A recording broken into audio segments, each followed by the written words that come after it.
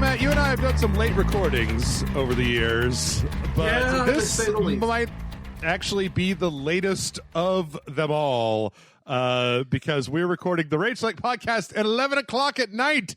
Close the blinds, turn down the lights, turn on the hi-fi, groovy cats and kittens, because it's time for a Swing and Rage Select podcast right here on Disco Rage Select. I don't know what this is. I don't know what I'm doing. I was just gonna let you go until you got somewhere weird with it. I feel like there were probably some Breath of the Wild episodes that ran pretty late, like back in whenever the hell that came out. It's pretty late, but that's just how things shook out today.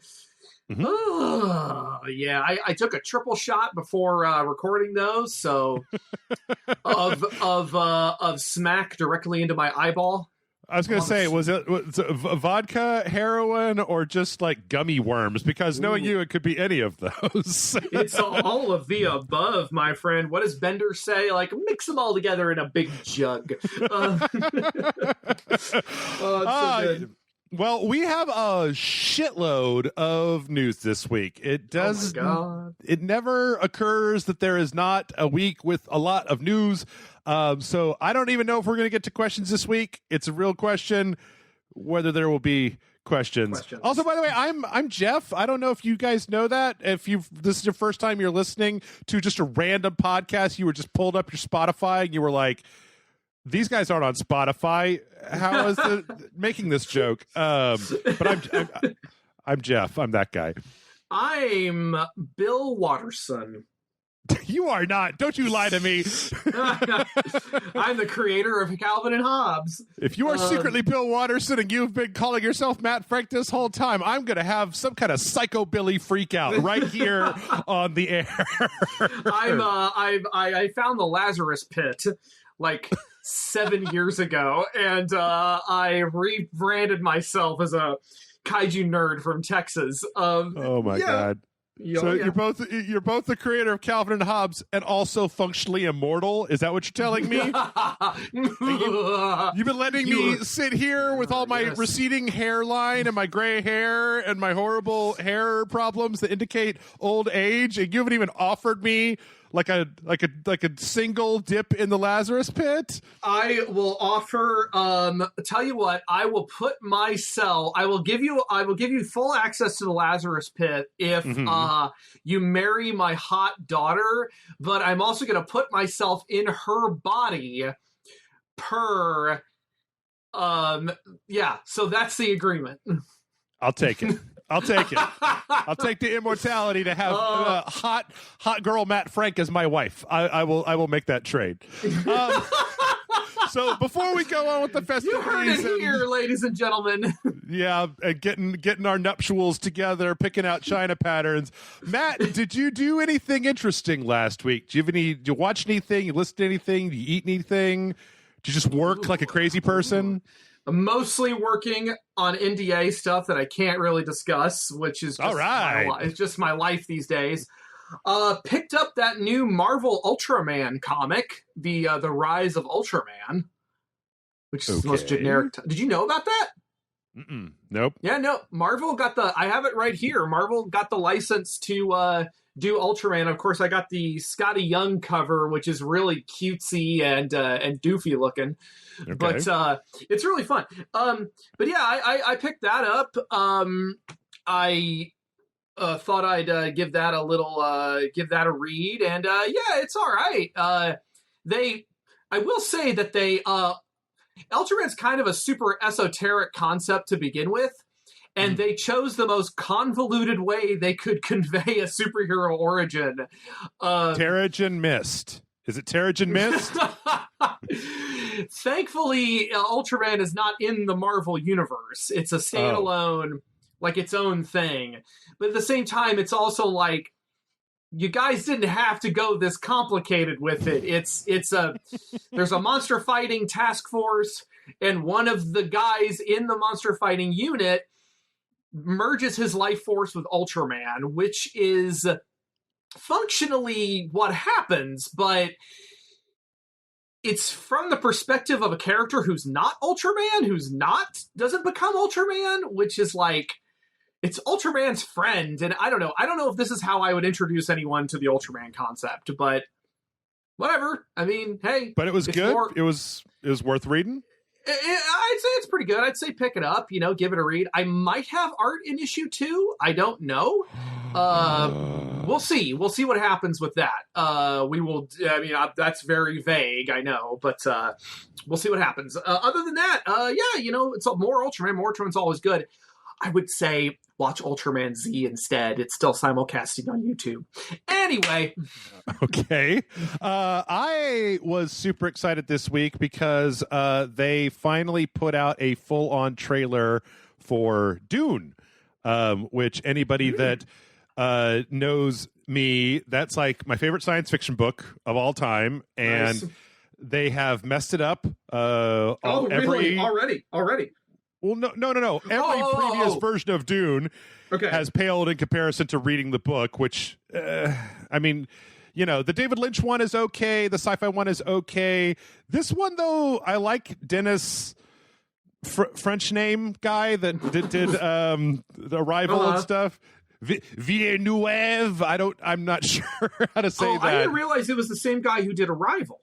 Yeah, and so, like, I kind of think that his work with kind of like super heady sci-fi might work for this, because I feel like a lot of people get really hung up on the whole just like it's space travel and sandworms and floating fat guys, and it's like but it's most of what makes that story great is in the inside of the characters' heads, and it's really hard to translate that into film without just doing a voiceover, and maybe that's what they're going to end up doing, but I don't know. It looks pretty cool to me, so yeah, I did see this trailer. The Dune movie, which is the one that was put out back in like the 70s. That's the David Lynch one. Yeah. That one is sort of a Frank household classic because my dad really likes that movie. I don't know if you ever read the novel or not, but I have the audiobook for the novel, and man, this thing is fucking dense. But this looks cool. I agree. It looks like it could have a lot of potential. Yeah. So I don't know. I mean, the big question though for me becomes the first Dune is the best, but it also then gets crazier and crazier and weirder, and nobody has ever managed to pass Children of Dune. And that is my question, is can you pass Children of Dune? Because you got Dune, you got Heretics of Dune, and you got Children of Dune. At the end of Children of Dune, the dude's kid turns into a giant sandworm person that rules the universe for like 5,000 years, and he's like half man, half worm, and he keeps bringing Jason Momoa back to life over and over again, and there's just some weird shit that starts going on in there. Like I don't know, there's these like ladies that addict you to sex so that you'll do whatever they want, and like these guys that it gets really fucking weird, and I'd like to see that as opposed to just seeing Dune for the umpteenth time, but I don't know, we'll see. Cool. I mean, okay, I was like, that's got Emperor of Dune, because I have I've heard about the other Dune books, and I've seen like the cover of God Emperor of Dune, and I'm like, who's that guy? who is Worm Boy? That's pretty cool. Yep. All right. Yep. So we'll see. I just like quoting the movie. I just like being like, he is the Kwisatz Haderach, and all that, like, he's taking the water of life. Are you sure you don't just like saying things in a super raspy voice? It sounds like that might be more your speed. Of course, if you wanted to dress up, my voice is a word that my name is a word that kills. Skeletor. Okay. Yeah, go ahead. I think that though, if you wanted to dress up as Alia from the David Lynch movie for Halloween, I'd be totally on board with that. Just little blue color contacts and like a big black robe. I'm down for it. Oh, yeah. I made a really esoteric Dune reference in the Gamera commentary for whatever reason, and I remember thinking to myself, no one's going to get that. But anyway, go ahead. So the big news, the Matt Frank news, the most exciting news for one Matt Frank this week is there is a brand new sort of Zelda game coming out later this year. Nintendo was just like, hey, everybody, look at this. They're like, what you got, Nintendo? Is it another Game & Watch? And they're like, no, it's The Legend of Zelda. There's going to be a Legend of Zelda game this year. We just didn't decide to tell you until right now. So Hyrule Warriors Age of Calamity. This is so weird. This is a Dynasty Warriors. The Hyrule Warriors is Dynasty Warriors with Zelda, which is still the best one in my opinion. And it's the best Zelda or the best Dynasty Warriors? Oh, the best Dynasty Warriors. Don't be crazy. I don't know. Jim Sterling was like, Hyrule Warriors is the best Zelda game, full stop. Jim Sterling can come over to my house and I will tell him how wrong he is directly to his face. I certainly hope that's what happens. I thought Hyrule Warriors was probably the best because it was so tied into Nintendo that they wouldn't let them make just kind of it was better than a lot of the other Dynasty Warriors games. But this is a prequel to Breath of the Wild made with the Hyrule Warriors engine, but then it looks like Breath of the Wild. Like it's got the same art style and the same kind of like cell shading and enemy types and all that stuff from Breath of the Wild. I mean, I got to say that this is brilliant. I saw this and I'm like, oh, they're just going for it. Oh, they're just straight up like they're just going for it. I think this is brilliant. Mm-hmm. It's an excellent way to they're saving money by using the Hyrule Warriors. By using the same engine and same art style and same assets from Breath of the Wild. It doesn't look like they rebuilt anything. It looks like that this is just stuff they just drag and dropped from the game, and it's also perfect because you got a little bit of the story in the Breath of the Wild. You got a little bits and pieces of what happened 100 years ago before Breath of the Wild, and on top of that, the characters that, because the whole point is like with the previous Hyrule Warriors game, you play all these Legend of Zelda characters. Right. In this game, you get to play as not just Link and Zelda, but those other characters, those other champions, which Nintendo has kind of been pushing as a big marketable characters, and yet they seem like they're perfect for playing a game with. Yeah. And they all have different abilities and different play styles, which is, again, I'm just like, holy shit, Nintendo. Like, yeah, this is one of those, like, what a great idea. Like, what a wonderful idea, because The Legend of Zelda Breath of the Wild was about this world that had, like, where the war was lost and it's been all this time after this gigantic conflict, and you're coming back into it to kind of restore order. And then but see, the thing is that the Breath of the Wild engine would totally be wrong for a giant fighting hundreds of guys game. It would feel wrong because the scope of a conflict in that game is so intimate and it's so much about like creativity and stuff. Whereas here, you could put 100 goddamn moblins in front of me and I can punch them all with the Goron dude and be like, hiya, that felt great. So yeah, it's like taking the best Dynasty Warriors game and combining it with what has been my favorite Zelda game in quite some time.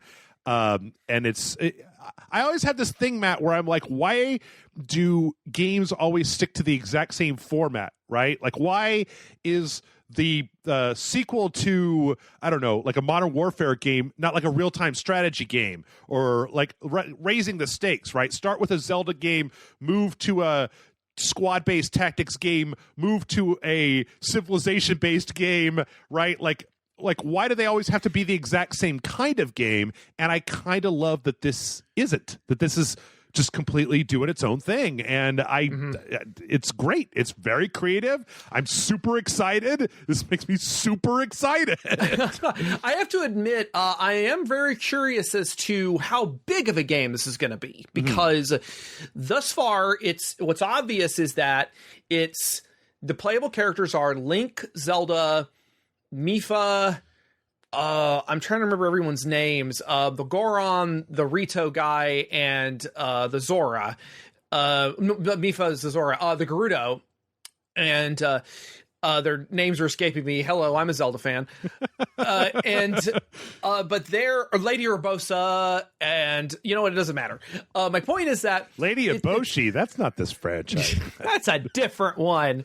No, but I'm really curious as to whether or not they're going to stick to that number of characters, or if they're going to maybe make new characters, because that's kind of a small roster for a Dynasty Warriors style game, especially a Hyrule Warriors game, because the last Hyrule Warriors, they just kept adding and adding and adding and adding, and there's so many characters in that. Because granted, they had the entire Zelda franchise to pull from. Yeah. I'd be willing to bet, though, I mean, you said the 4 champions, right? But I'd be willing to bet that Zelda, the Princess Zelda, is playable in this one. She was totally playable in Hyrule Warriors. And I would also be willing to bet that the king is playable, that you can fight as the king.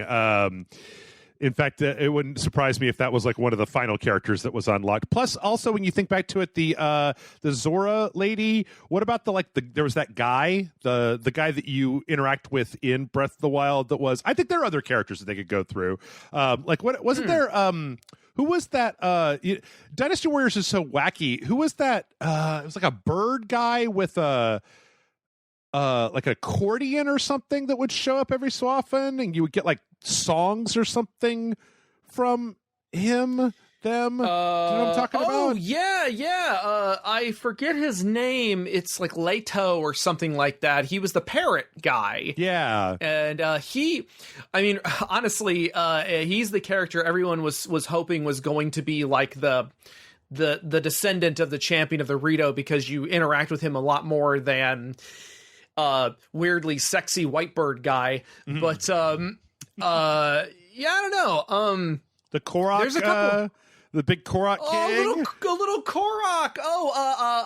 I forget his name, but he was the Shaka Shaka. I would be surprised if he was. Like I said, Dynasty Warriors is nuts, right? Dynasty Warriors is like, we don't give 2 fucks. Everybody's in here. If it was a character, you could play as them. But yeah, I don't know. I mean, it's such a creative thing.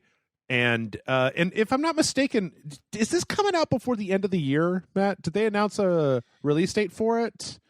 I don't know. I didn't see it. Oh, November 20th. Yep, November 20th. Geez. So not that long. Yeah, I mean, and that's like right in the middle of new console season. So yeah, Nintendo bringing their A game for the holidays. Well, I guarantee you that was a combination of them probably wanting to sate people's hunger, waiting for Breath of the Wild 2, and also they're like, oh, you guys are coming out with new consoles, huh? Well, guess what? We've still got X number of decades left in the Switch life cycle, so we've got a bunch of, if not new, like classic Mario games available, and also here's a Zelda game. It's like they're just redoing the launch of the Switch in a slightly different format. it's oh man, like I said, I've said this before, but I got a friend who works for Retro, and he's been telling me oh man, Nintendo's stock is like through the roof right now, and they're just like pumping stuff out because they're like, everyone's inside, put all the games out. I wonder though, the only thing that I really wonder about is whether this might have been a DLC for Hyrule Warriors that then went so well that they said, take another year and let's spin it into a full game, because this does feel like it could very well have been a $20 or $30 DLC pack for Hyrule Warriors. I mean, depending on how long it is, right? Which we have no idea. I don't know. I think that although the backpedal a little bit, I'm thinking they would have to create all new characters if they were going to expand the roster, because even the parrot guy and the Shaka Khan, they are characters from 100 years in the future. They're not from the Age of Calamity. They're not from the battle with Ganon. Ganon threw them all through time. There's some kind of thing that happened. Oh, it's the grandfather of the Shaka Shaka Korok King. Oh, it's the ancestor of the Parrot Man. I know how video games work. They'll figure it out. Well, let's see. From there, let us switch gears a little bit, because let's go from something that Matt cares a lot about to something that Matt doesn't care about, and that's Ubisoft. Boo! So Boo the French. I'm just kidding. Before we get directly into Ubisoft, though, they actually put out a video ahead of time that was Yves Guillemot basically coming out and saying, yeah, we fucked up real good. I'm sorry. We've taken care of everybody that was bad. We're going to be donating money to some charities. We're going to make sure that this stuff doesn't happen more in the future. Yeah. Now, this is really going to depend on kind of what people like, whether this is too little too late for some folks, or if this is accepted. Like, I don't know. It's the internet, Jeff. I was actually talking to a friend of mine recently about like sort of stuff like this, where it's like bad stuff happens, but does it really affect the bottom line of these companies, where it's like, does it even really matter? You just do kind of a PR move and then you just move on. Like, I don't know, man.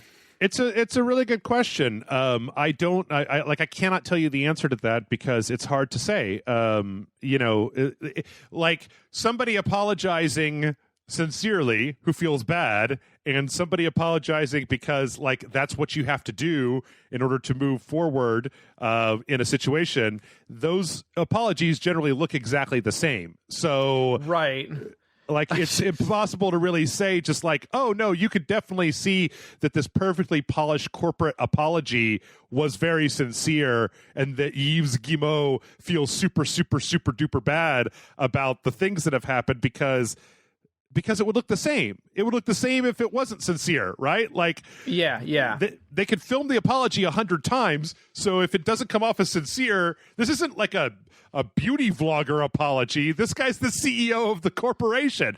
They will sit there with him until he's happy with the way that he's coming off in the video, not just like, oh, you guys, I never thought I'd have to make this video, so I want to apologize. I want to take full responsibility. I mean, it's just... Yeah. That's a really good point. I'm just thinking about the bit from South Park with the when the oil company accidentally released Cthulhu, and they just come on and go like, "We're sorry, sorry." Yeah, I don't know. It's hard to say. The thing that I think, I mean, I know that some people don't care about this, so we won't spend too long talking about it. But I think that the way that you know whether they're actually sorry is what they do moving forward, right? If 6 months from now we get another spate of stories about how like they said they were going to do something and then it was all the same backslapping beer lunches, like, don't listen to that bitch, she's that uppity bitch who's hard to talk to, right? Well, then like we know that that's not a thing. But Ubisoft has dug themselves into a hole, and part of it too for me is the fact that like I was so shocked to learn that there was that one guy who was just like, no, everything has to be an open world. Everything has to have checkpoints. Everything has to be like this player-driven thing.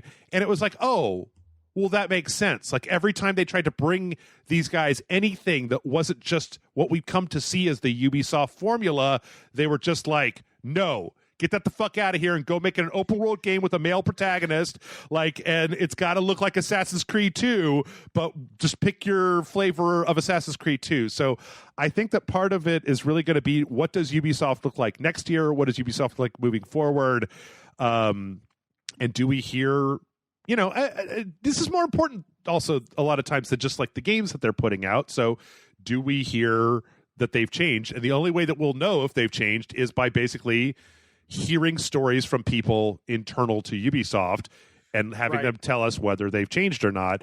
And it's so hard with this stuff because who knows if they've actually changed or if they've just learned to tighten down leaks from people talking.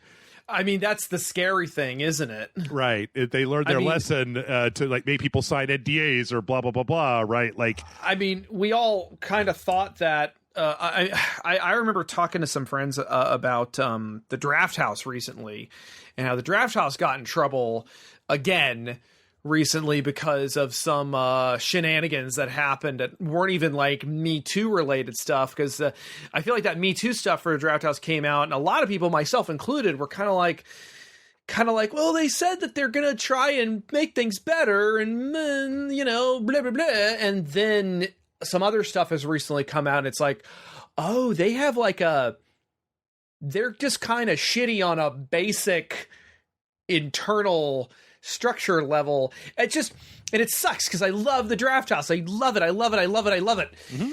And then you hear these stories and you're like, oh God, what do I, because I mean, Ubisoft legitimately publishes some great games, and you don't want to punish the artists and the people working for them who are doing good work and are probably fine people. It's just, I don't know. Well, it's so opaque, right? Like, it's easy. I made a joke about YouTuber apologies, right? But if I was to say something shitty on this channel, you could direct your hate at me because I'm the big cheese, right? It all kind of goes through me. So if there's a problem, this is where the buck stops. But like with these corporations, Ubisoft has like a dozen different studios in like 8 different countries that are staffed by wildly different groups of people. And it's like, you never can tell.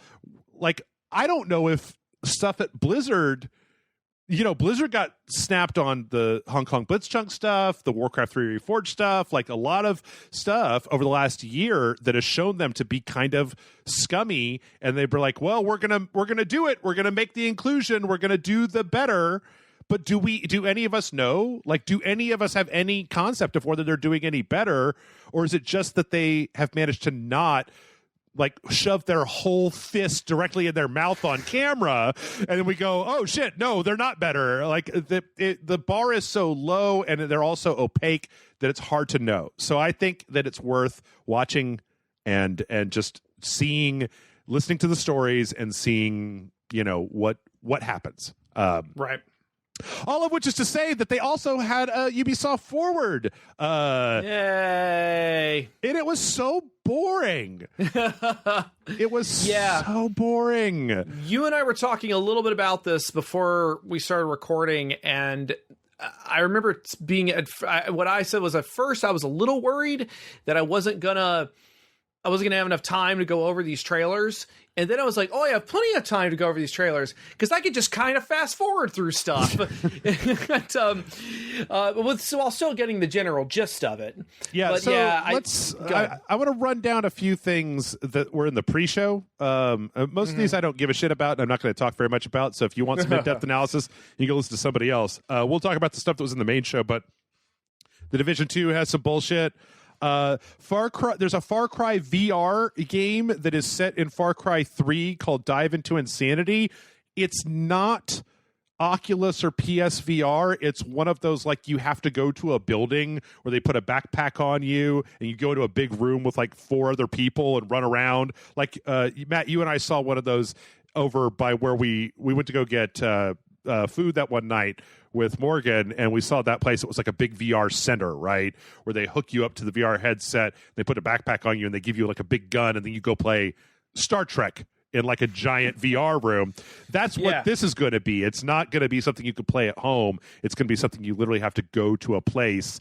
And the fact that it's Far Cry 3, I'm just like, Wow, you guys really aren't that proud of Far Cry 4 or 5, are you? You really... Far Cry Primal! Far Cry Primal! I want to be a caveman! Or that. Ride a saber tooth! So that looked stupid. There was some Roller Champion stuff. Ghost Recon Breakpoint has some trailers. The only other thing that was interesting was there's this game called Agos, a game of space. I didn't see this one. Mm-hmm.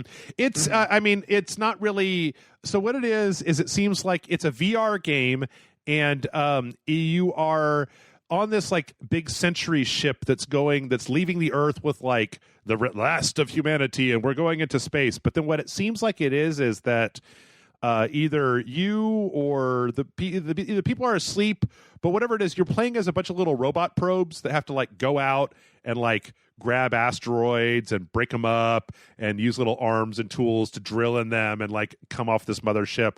And I'm cool with that. Like this represents something that doesn't appear to be another Assassin's Creed game with a skin over it.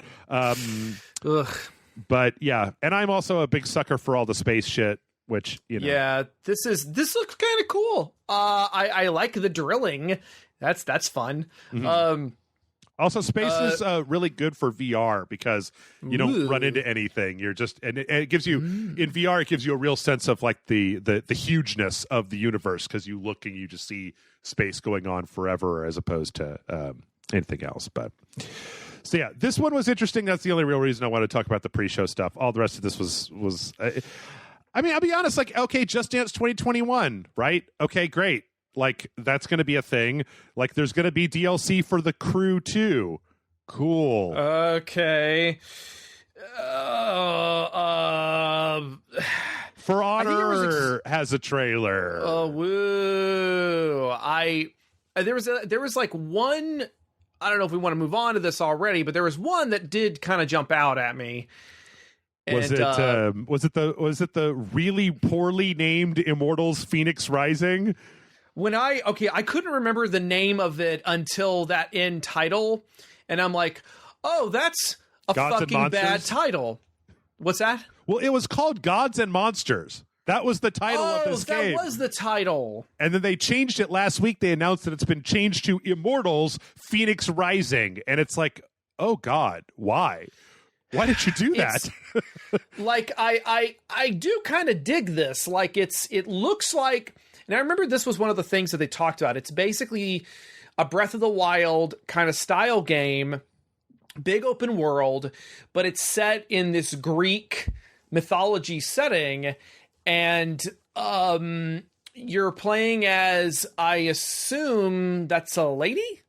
You create your own character. The character's name is Phoenix. That's where the Phoenix is coming from. Apparently, there's like narration by Zeus and Prometheus, yes, that happens throughout the game. And then it very much looks like Breath of the Wild, maybe a little bit more emphasis on like very specific upgrade trees and equipment and things like that, as opposed to the more like, there does appear to be like a big stamina system in here, but you know, Zelda had the very free form, like roll a rock, set a rock on fire and roll it into some shit. Or like, you know, I'm going to attach the air bladders to the side of this piece of wood and then fly through the air like a weirdo. This appeared to be a little bit more on like a more of an Assassin's Creed type of thing. More combat focused. Yeah. And it definitely seemed to have more of just like an upgrade tree of like, now you have the wings, so now you can glide, and like now you get the super hammer attack, so the big super hammer attack will do stuff. It is relatively pretty. I think it's just a testament in my mind to Ubisoft that like, man, Ubisoft has done a good job of just beating all of the excitement out of me, where I'm like, I think if it had been 3 or 4 years ago, this would have looked interesting, but goddamn has everything they've made felt the same. And this seems like it's going to be different.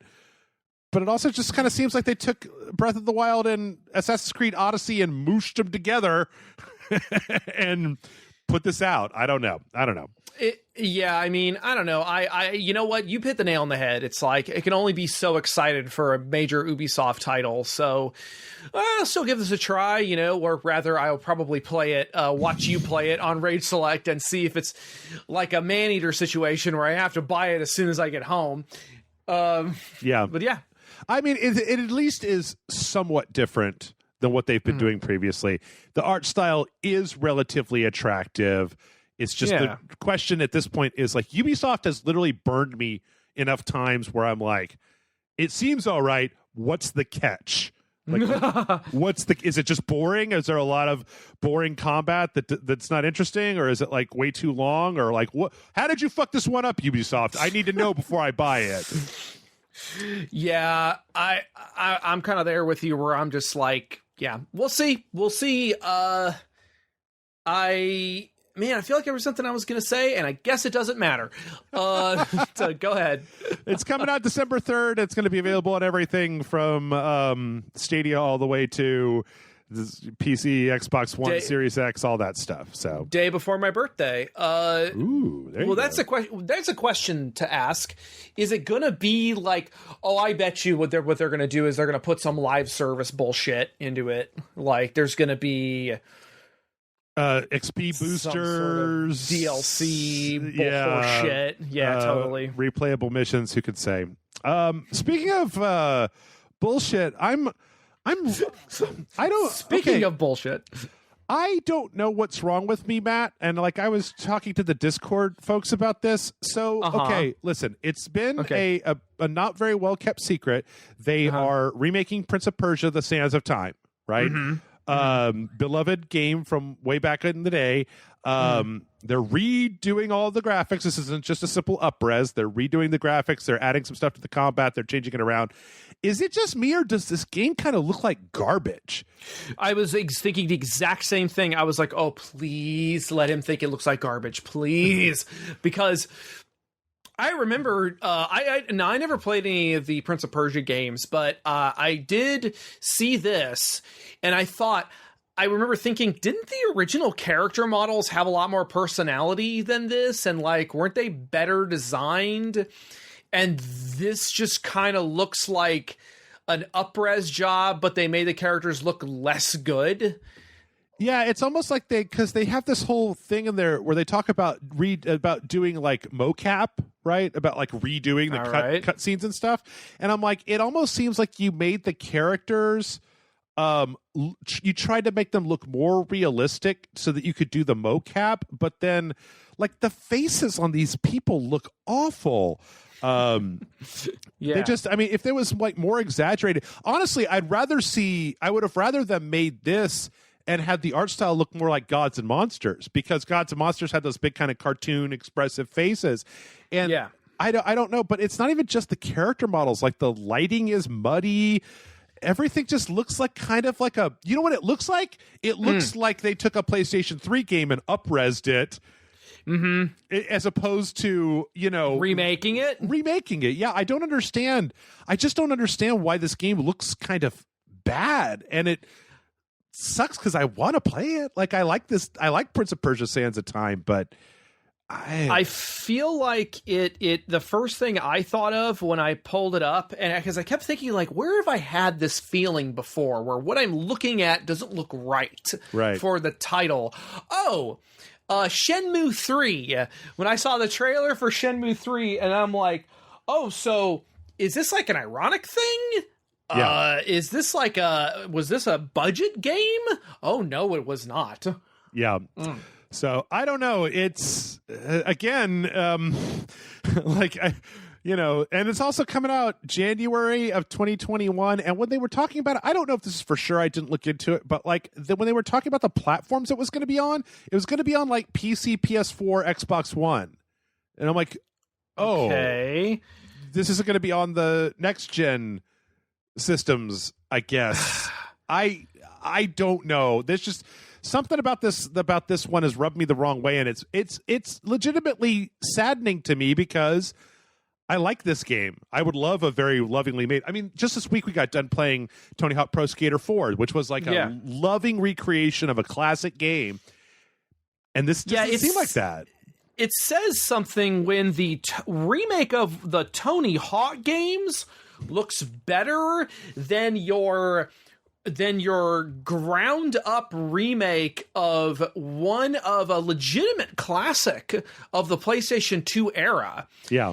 you've just kind of fucked it up. I honestly, I saw that there was a trailer. I was like, oh, they're remaking Prince of Persia. I've never played that game. I'd love it. I'd love to actually sit down and play it. Oh, no, I don't want to. Yeah. So from there was the weirdest trailer for Rainbow Six Siege that was like this weird World Cup. Like I thought it was a soccer game the entire time. Yeah, I thought the same thing. I'm like, what is this? Yeah, they're having some big World Cup. Everybody's like painting their faces with the different flags of different. I'm just like, it's still Rainbow Six Siege. Oh, okay. They did say that Rainbow Six Siege is going to have a free upgrade to the Xbox Series X and the PS5, right? Like, I think that they said that. So great. Yeah, I don't. Again, Hyperscape had a trailer for Turbo Mode where you play everybody like the powers are super powerful and everything's super fast, and Matt's making the jerk off hands, and I couldn't really. I mean, like, well, you and I played Hyperscape. It seems fine. It is not for me. It is not for me. Like, this is for people who got tired of. They are looking for the next PUBG or Fortnite or Night Pub or whatever the fuck. I don't know. I like talking about your Dark Souls game idea. That was neat. Well, we don't have time for my Dark Souls ideas. The next thing, I know that a lot of people have been wanting this for a long time. Scott Pilgrim vs. the World, the game, the complete edition, is getting added holiday 2020 to PC, PS4, Xbox One, Switch, and Stadia. This is a big deal because I'm pretty sure that at this point it was only on like the 360 store, or like it was also PS3? It was also on the PS3. I remember because this is one of the first games I downloaded after getting a PS3. I am legitimately happy to see this. I love Scott Pilgrim. I love the comics. I love the movie. I think the movie did some stuff a little bit better than the comics, and this is a lot of fun. It's a fun game. I'm excited that it's getting a re-release and that more people can, because I feel like Scott Pilgrim is one of those things that kind of got forgotten about a little bit by pop culture. Like when the movie came out, the movie kind of tanked. It feels like it was sort of a downhill slope for the broader franchise as a whole, and everyone kind of forgot about it. So it's nice that people are kind of reminded of it and coming back. Also, I mean, I can't ever bring this up without talking about Paul Robertson, who did all the animation for it, who's just a goddamn legend, and I haven't seen him in a while, and it's good to see this. But again, it's kind of crazy that when you look at this whole press conference, or whatever it's called, that Ubisoft Forward, that like kind of the most exciting thing was the fact that it was like a game that had been delisted due to like rights issues or something is going to be available. Like a 10-year-old game is going to be available on modern consoles. Like that's the most exciting. Not the remake of Prince of Persia, not the brand new game that's coming out. The Scott Pilgrim game. So it's not even that. It's not like they're really adding anything to it. It's just they're just re-releasing it, and they're just including the 2 extra DLC characters, right? And that's it. And I'll probably buy this day one because I like this game a lot. So this fun trivia fact for all of you Rage Select fans: Scott Pilgrim versus the World, the game, is the only dojo with Nick Hodges because he was in town and we played it. So yeah. Oh, there you go. Let's see. From there, we had a Watchdogs Legion trailer. I kind of like this one a little bit more than I like the last one. I'm still trying to hold out hope for Watchdogs Legion that it's not like fuckery.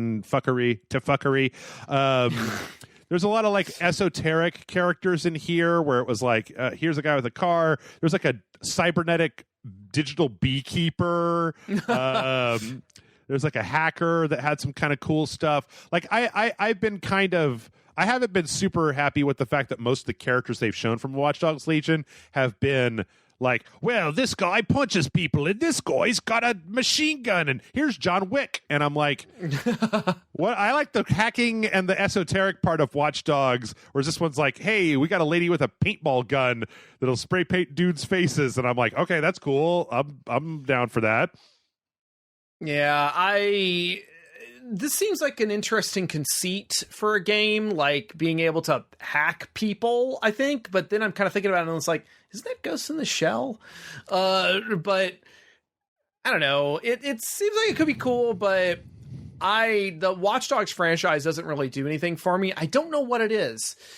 Maybe it's just because I think that first game, I tried playing it and I watched you guys play it and I'm like, I don't like this. I don't like this character. I don't like this story. I don't like anything about it. This seems like they're having a little more fun with it though. And I'll give them that. Kind of has a little bit of a Saints Row vibe to it almost. Well, see, you say you didn't like the first one. Well, good news, Matt, because one of the other things that they announced is that Aiden Pierce, the most horribly generic character of all time from Watch Dogs 1, will be in Watchdogs Legion. No fucking great. No mention of my boy Marcus of Watch Dogs 2, the best protagonist, but oh no, Aiden's here and he's got a beard now. So whoopsie fuck. Also, all you dad-aged gamers will like that. We also didn't mention, part of this was there was a brief Rainbow Six Sam Fisher animated piece that was... I saw that. I want to know, what the fuck did they do to Sam Fisher? Like, he looks stupid. Like, he looks stupid now with this weird jacket and his, like, half a beard and then like part of a gray, his hair is all like, Sam Fisher's supposed to be like this straight-laced NSA guy and now he's just like I'm a fucking French badass or something, and I'm like, what? I don't what? That's weird. It's as I've been saying a lot, it's like there's a fine line between reinterpreting or reimagining a character or trying to take a character in a new direction and then just completely changing them and making them not that character anymore. So why even do it? Yeah, I don't really know. Speaking of why even do it, the last thing that we got out of this thing was Riders Republic, which appears to be if Trials and Steep had the world's stupidest baby. Man, that's a stupid baby. That's a stupid baby. I don't care for either one of those franchises, and this is just like, what if 50 people could all mountain bike down a mountain at the same time, and some of them are snowboarding, and I'm like, what? Who fucking what? I don't give a shit. And they're like, yeah, man, we're all extreme on the mountain. Rule number 1 of the mountain is like, everybody's welcome and come shred some gnar, brah. And I'm like, what? Who fucking what? Like, shred some gnar. I gotta be honest with you, man. I saw this trailer and I fast forwarded through most of it. I just had a basic. This is the one where I was like, yeah, cool. Okay, bikes. They got funny helmets. Great. Anyway, I don't know. No, I mean, I don't know what to say about this. It's like a third-person extreme sports game where it's steep. It's steep, but instead of just being in the snow, there's a lot of mountain biking stuff. It's literally steep with trials built into it. In Trials, you have a motorcycle and you do flips and stuff. Here, you've got some different bikes. You've got some different like wingsuits and snowboards and stuff. And I mean, like, guys, you know me. Like, everybody listening to this, you know Jeff and Matt, we're fucking indoor nerds. We don't go outside and mountain bike and fucking extreme shred. We're not into X Games. We don't drink Monster Energy. Well, Matt may have drank Monster Energy a few times, but I don't. I mean, yeah, it is funny because my assistant, I said that she didn't realize I was a jock nerd, and I said, I have surfed exactly twice in the last year and a half, and that is the most physical activity I've done. So it's not the same.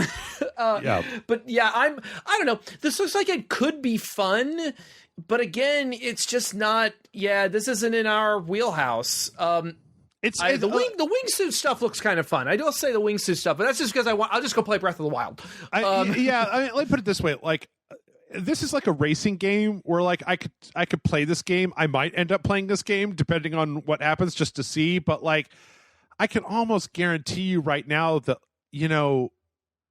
that this isn't going to be satisfying to me as a gamer. Right? This doesn't appeal to me as a gamer, like winning a downhill race with 50 other people on mountain bikes. I'm just going to wipe out. And then I'm going to be like, fuck this game.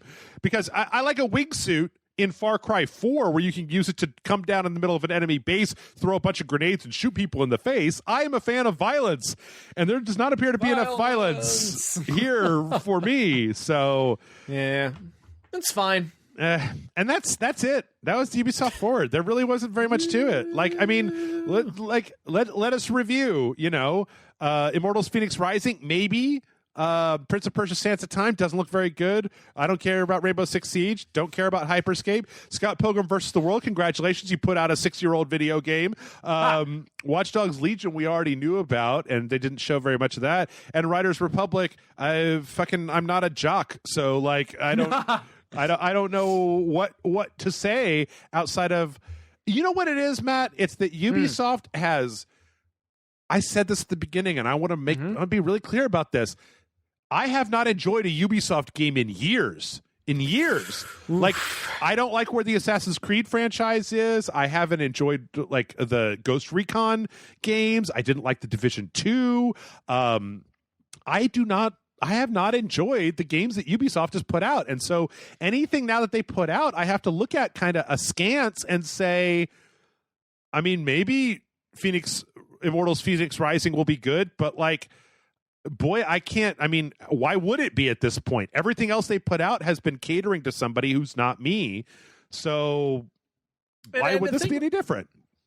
I mean, the thing we want to emphasize is that it's not that these games are necessarily going to be bad. They're just not in our wheelhouse. But even compared to the stuff we have seen in these genres, a lot of this looks like kind of the same. I was gonna say, Jeff, you don't want to be a sneaky Viking. You don't want to sneak around as a Viking in your Assassin's Creed game. I'm just going to go play Ghost of Tsushima, which I'm making progress on. I'm actually, you'll be very glad to know this, Jeff. I am taking all of tomorrow off. Oh. Pencil will not touch paper unless I'm feeling real frisky about something really specific I want to work on. I am just gonna pretty much spend the day. I cleared it with Morgan. I told her to leave me alone. I'm gonna play. I want to be a samurai fighting Mongol invaders until I fall asleep. That sounds great. Just shovel food into my mouth. I'm trying. Okay, so let's see here. It was 2017. Was the last year that Ubisoft put out a game that I liked. And that was South Park: The Fractured But Whole. Oh my God. Yeah. After that, it was The Crew 2. It was Assassin's Creed Odyssey, Starlink Battle for Atlas, Just Dance, Brawlhalla, Far Cry New Dawn, Trials Rising, The Division 2, Ghost Recon Breakpoint, Just Dance 2020, Star Trek Bridge Crew, and then there hasn't been anything. So just, it's been 2 or 3 years. And even that, I don't really credit Ubisoft with making a good game with South Park. I credit Trey Parker and Matt Stone with making a good game with the South Park. So yeah, yeah, exactly. I was going to say none of that was Ubisoft. None of the success of those games was Ubisoft necessarily. I don't know, man. I don't know. I guess we'll see. Yeah, I'm kind of ready to write off Ubisoft at this point and just be like, oh, is it an Ubisoft joint? Then I'm just going to pass on it. I do want to give fucking Immortals Phoenix Rising. I want to give that a fair shot, but other than that, yeah. Well, let's see. I think we're running a little bit short on time for part one, but let's go through one more chunk before we take a break, and then we could do we could do the second part. So the third big thing that happened last week is that oh yeah, by the way, before we leave, there was also a brief story about how Ubisoft's Skull and Bones is still being developed. You remember the spin-off pirate fighting game online that they announced like 3 or 4 years ago that we haven't seen anything from since, is apparently being reworked. I bet it's going to be a battle royale game. See, I'll be honest, I thought about that and was like, wait a minute, wasn't that Xbox pirate game that we played? What was Sea of Thieves, yeah. Sea of Thieves, yeah. Which, by the way, I Sea of Thieves was mocking me because we played it back when it first came out, and then a little while later they made some updates, and they're like, "Oh yeah, you can get a couple of boats together and fight a megalodon," and I'm like, "Oh, okay." Well, Matt, maybe you could get a few people together and fight a megalodon on your very own Xbox Series X, which has a price, a pre-order date, and a release date. Finally. Oh my goodness. Yep. So one of the big things that happened last week is we finally got a full price for the Xbox Series X. We've been waiting, fucking chewing, or I don't know, maybe other people have not been chewing their own hands off. I've been chewing my own hands off, waiting for them to announce how much these things are going to cost because I got to fucking buy them. I've been chewing my hands off, but for different reasons. Okay. Xbox Series X is coming November 10th. Pre-orders are opening on September 22nd. And it was going to be $500. Whoo! In this economy? Yep. Oh boy. So, okay.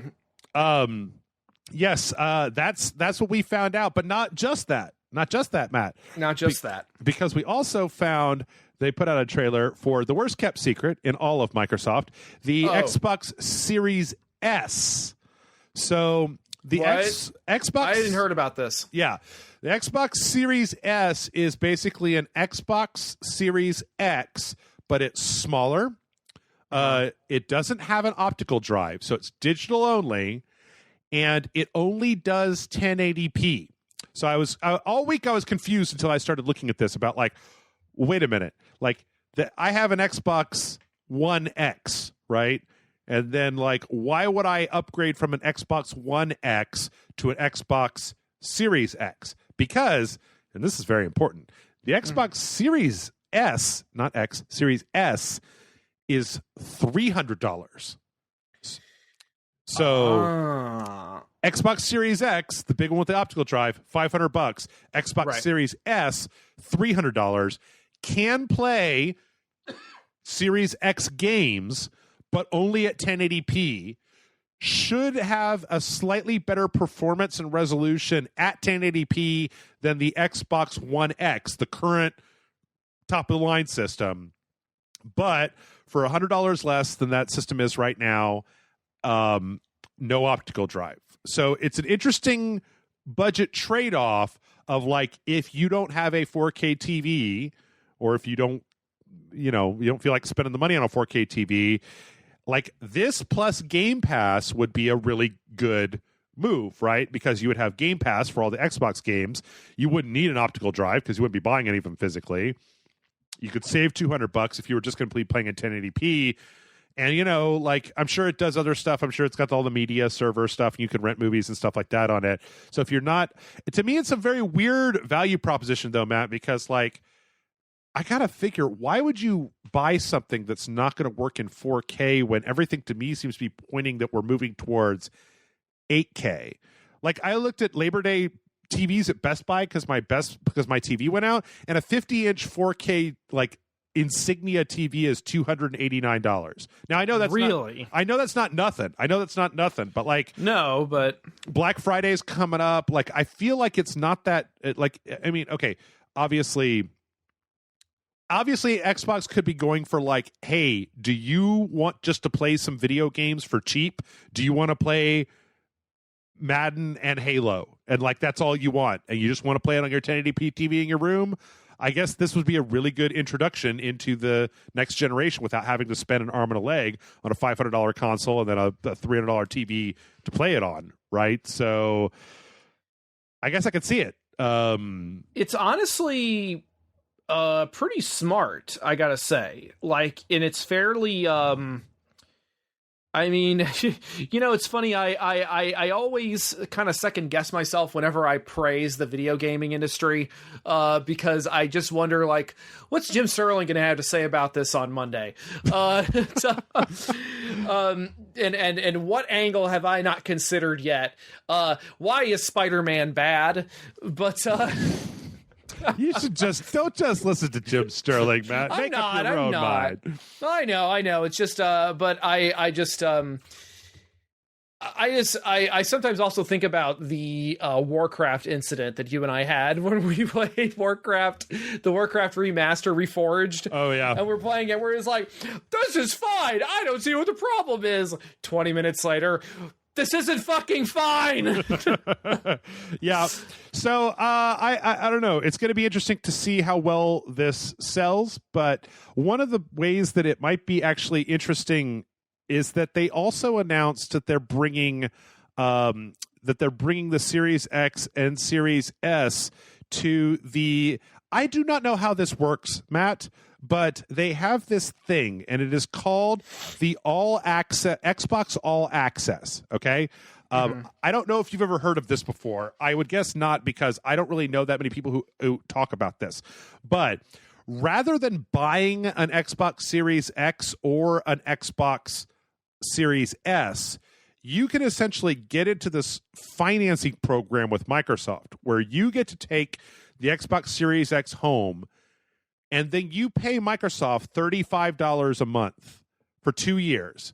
And that's an Xbox Series X with Game Pass, or you give Microsoft $25 a month for 2 years for an Xbox Series S and Game Pass. So it covers the console and every Microsoft first-party game that comes out on Game Pass, as well as all the other stuff, for a monthly payment as opposed to the one-time big payment. It really seems like Microsoft is angling to be like, hey, man, we know you don't have $500 to just dump into our pocket right now, so, like, what if you just gave us $35? What if you gave us the cost of, like, one night out a month, you know, for 2 years, and you get to walk home with the brand new console for $35 up front? Right. It's not bad. Which, like, $35 a month for 24 months is $840. So it's $500 for the console, and then what is $340 is $15 a month for Game Pass. You know, so that's not a bad choice. I just don't know how these things work. If you can, like, can you go to a Best Buy and get this? I don't know. Like, I've never done this before. Either. I don't know. I guess we'll see. Would you ever consider getting like an Xbox for $25 a month, like the lower grade one that you could just play that pirate game, fight the Megalodon for $25 a month, right? Like, I would consider that. My game buying habits are already very few and far between, though. I will admit. Like, I would consider that, especially, like, okay, let's say, for example, you know what? I would do that if it was like a Nintendo system or something, because I feel like on average, I seem to download and play a few more Nintendo. Well, no, I play a lot of PlayStation titles. My point is that, okay, say there was a console coming out and it had a bunch of games that I wanted to play. Mm-hmm. Yes, I would consider that, especially given everything going on right now. And I'm like, I don't want to sit here and drop X amount of dollars and also drop X amount of dollars on these games I want every time they come out. If I could work it into my budget and be like, okay, every month, $35 is going to go straight to my gaming, and that's the only gaming system I'm going to play on, et cetera, et cetera. I think that's not a bad idea. I would be curious to see how this is going to play out in the broader scheme. Have you kept up with Xbox Game Pass and what all is on it? I mean, I know I talk about it all the time, but like, I mean, they put like Yakuza Kiwami 2 on it. They put the Final Fantasy 15 the complete edition on it, and like that's the thing that really kind of tips this weird thing in a weird direction for me is like that's $25 a month with Game Pass, right? So every first party game that Microsoft puts out, but then also, you know, like the Outer Worlds was on Game Pass, and like you know, there's all kinds of crazy shit that is on Game Pass, and there's like 3 new games every week, and some of them are old, some of them are new, and so getting all of that for $25 is like that's a steal. Like that's a stone cold steal right there. I don't know, and it's even more of a steal because they also added this week. They announced that if you get Game Pass Ultimate, which is $15 a month and gives you the console one and the PC one, they're rolling EA Play into that service. So EA Play was EA's $5 a month thing where you could just download a lot of EA games. Like they had about 100 games from EA that were in that package, like The Sims, right? We played The Sims 4 this week, and I bought the $5 EA package on Steam, and I got the $60 Sims 4, or you know, some of the Maddens, some of the FIFAs, some of the EA stuff that's out there. Battlefront 2, I believe, is in the library. So all that stuff, like as of now, is also in Game Pass. Like all that EA stuff, Battlefield and Titanfall, and like a lot of that stuff is now rolled into Game Pass, which like this is kind of a game changer because Game Pass also is the service where if you pay $5 a month, you can buy EA games like 7 days ahead of time with like a 48-hour demo. You can like get a head start playing a bunch of their games ahead of time. Like this is an incredible, I mean, whether you like those games or not, this, in my opinion, is a silver bullet value proposition, because $25 a month for a console that has a service that is going to get you both Halo and Madden for either free or for a very much reduced price. Like, holy shit. I know a lot of people who that's what they'll do, right? $25 a month and I get Halo and Madden, and it's like I didn't need anything else. What, Netflix? Like I didn't need anything else. So I could see that. I could see that all.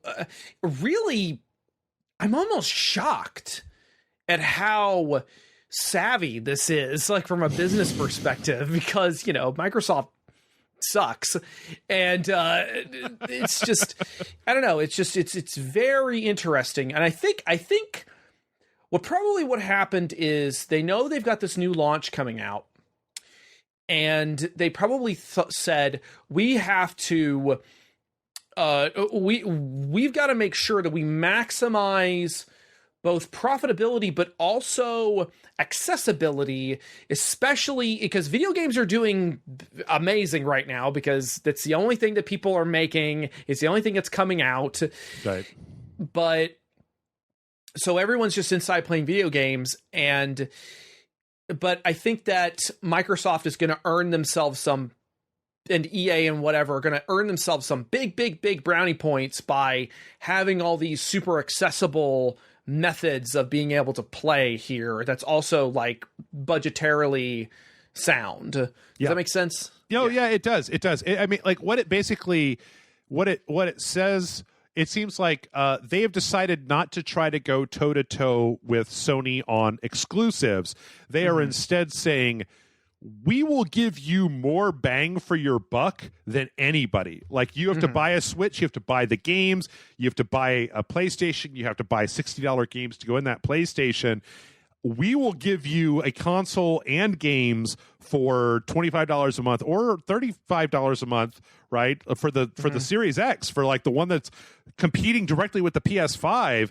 And like, yes, we don't have console exclusives, but guess what? You can play Resident Evil Village. You can play the multiplayer, you know, you can play the stuff that's going to be cross-platform, Call of Duty, Cyberpunk 2077, you know, Control on the next-gen systems. You could play all of these things on a Series X. So yes, you are losing Ratchet & Clank. Yes, you are losing the other stuff, the other Sony first party. I can't think of anything besides Ratchet & Clank. I got Ratchet & Clank on the brain.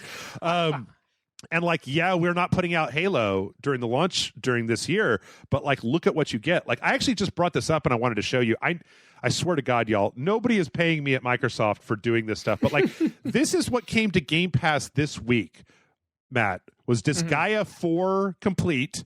Whoa. Don't Starve Giant Edition and Black Desert, as well as Tell Me Why all 3 chapters are part of Game Pass. Jeez. Wasteland 3, that was on the PC, but like Resident Evil 7, the full... Whoa. I think, no, that's not the full one.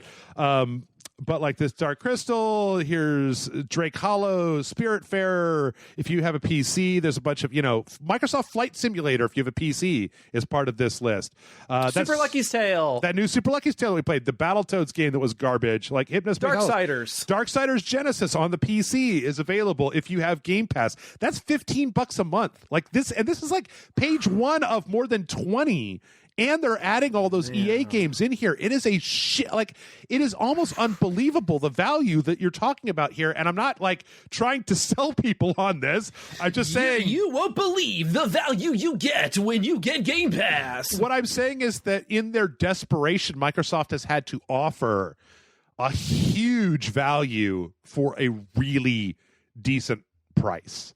And they're trying to move that forward, because we actually have a list here of what the launch day lineup for the Xbox Series X is going to be. And it is Assassin's Creed Valhalla, Destiny 2 expansion, Dirt 5, Gears Tactics, Tetris Effect, Watchdog Legions, and Yakuza Like a Dragon. That is garbage. That's like fucking almost every one of those is going to be available on current gen systems as well as on the PlayStation, right? So like outside of Gears Tactics, like what are you missing if you buy if you buy a PlayStation 5 over a Series X? And so they're just trying to make it up in this other way. Mm-hmm. I don't know, man. It's gonna be interesting. It's a hell of a time to be a gamer. That it is. And it's also a hell of a time to take a break so that Matt can thank contemplate. God, my ass is falling asleep. I haven't been able to feel my ass for the last 40 minutes. So, woo, look at me. Let's take a break. When we come back, we're going to talk more. We got the whole rest of the week worth of news. You know the deal. We'll see you in a minute.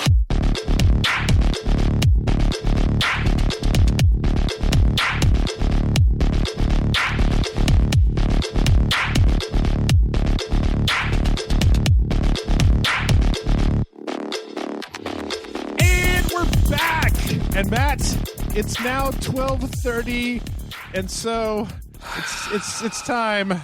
This is is it time for White Claw? It's time for White Claw. I'm not waiting anymore. There ain't no law when you're drinking the claw. So we got. There was White Claw in my fridge, and I should have grabbed it. Raspberry, delicious. I'm so really tempted to make you sit here and vamp while I go get White Claw. I tell you what, run, Matt. Run for the White Claw, and I'll start talking about Call of Duty. So, ladies and gentlemen, one of the other things that happened this week while Matt is running away to get his own White Claw is we got the a trailer, official multiplayer reveal trailer for Call of Duty Black Ops Cold War. As many of you know, I myself will not be playing this probably more than maybe like one time for a dojo or something. But I love every year to watch the multiplayer reveals because they always make multiplayer for Call of Duty look super fun. And this is absolutely no exception. This trailer is great. It's so fun to watch all of this stuff happening, even though I know that if I was to play Call of Duty multiplayer, I would never in a million years be able to play it like this. This makes it look like it's going to be this super fun action game, and I know that when I play it, it's just going to be like dead, dead, dead, dead, dead. Somebody's yelling at you through voice comms. Now you're dead again, and now somebody else is yelling at you through voice comms. So if they could ever make a game like this that I could play and not die all the time, I'd be more than happy. But Matt, how's it coming along? Did you get your own White Claw there? Oh, hold on, wait for it. I got it. What do you got? Oh, There I got black cherry. I don't like black cherry as much as raspberry. Uh-oh. It's not bad. What? You drop your White Claw? No, it's just when you go drink it through a straw, like I do because I'm a fancy boy. Sometimes it creates a vacuum and then it starts coming out on its own. Oh no! The White Claw gets too excited. So see, I like because you can do the ASMR that. Okay, so Matt, are you going to be playing Call of Duty Black Ops multiplayer? I know how big of a fan you are for Call of Duty. No? I literally, the only Call of Duty I've ever played is the first Modern Warfare, the one with the nuke. And I haven't played any of the other ones. I certainly don't play the multiplayer because, as you and I had discussed during... Take your pick. The triangle what's-its. We were just like, I just... There's a finickiness to multiplayer shooters, especially, that I missed the boat on that. Yeah. I completely missed the boat on it. So... Yeah. The muscle memory, like the instinct to when you should zig, when you should zag, it's something that really, like, the people that have been playing for a long time have in spades. I do not have it in anything. Not diamonds or purple horseshoes or green clovers. Nothing. I should really pour my White Claw into my fancy new Godzilla tumbler that I bought at the official Godzilla tumbler I bought at Guzu Gallery the other day here in Austin. You should. But it's got water in it, and I need to drink the water because I don't want to die. White Claw's got water, so you could just drink White Claw instead of the water, and you will still not die. I'm going to tell Morgan you told me that. She just is going to show up at your door and be like, what horse shit are you telling my husband? Hey, man, just because I said it to him doesn't mean he had to believe it. He had a choice. He made his choice. I this had to. Like, this is just going to happen. Anyway. Yep. So we got the Call of Duty Black Ops multiplayer from there. From there, we want to move on to what I like to call the everybody's mad part of the podcast. Oh, is that it? Yep, because there was a bunch of crap that went down this week. So let's start with everybody's favorite Control, or my favorite Control. Right. So about a week ago, 2 weeks ago, something like that, 505 came out and basically said that they weren't going to be doing an upgrade of the base and collector's edition of Control from the PS4, Xbox One to the Series X PS5. And the reason that they gave was because they said they looked into it and that they would always kind of be leaving some people behind, that there wasn't a way for them to upgrade everybody.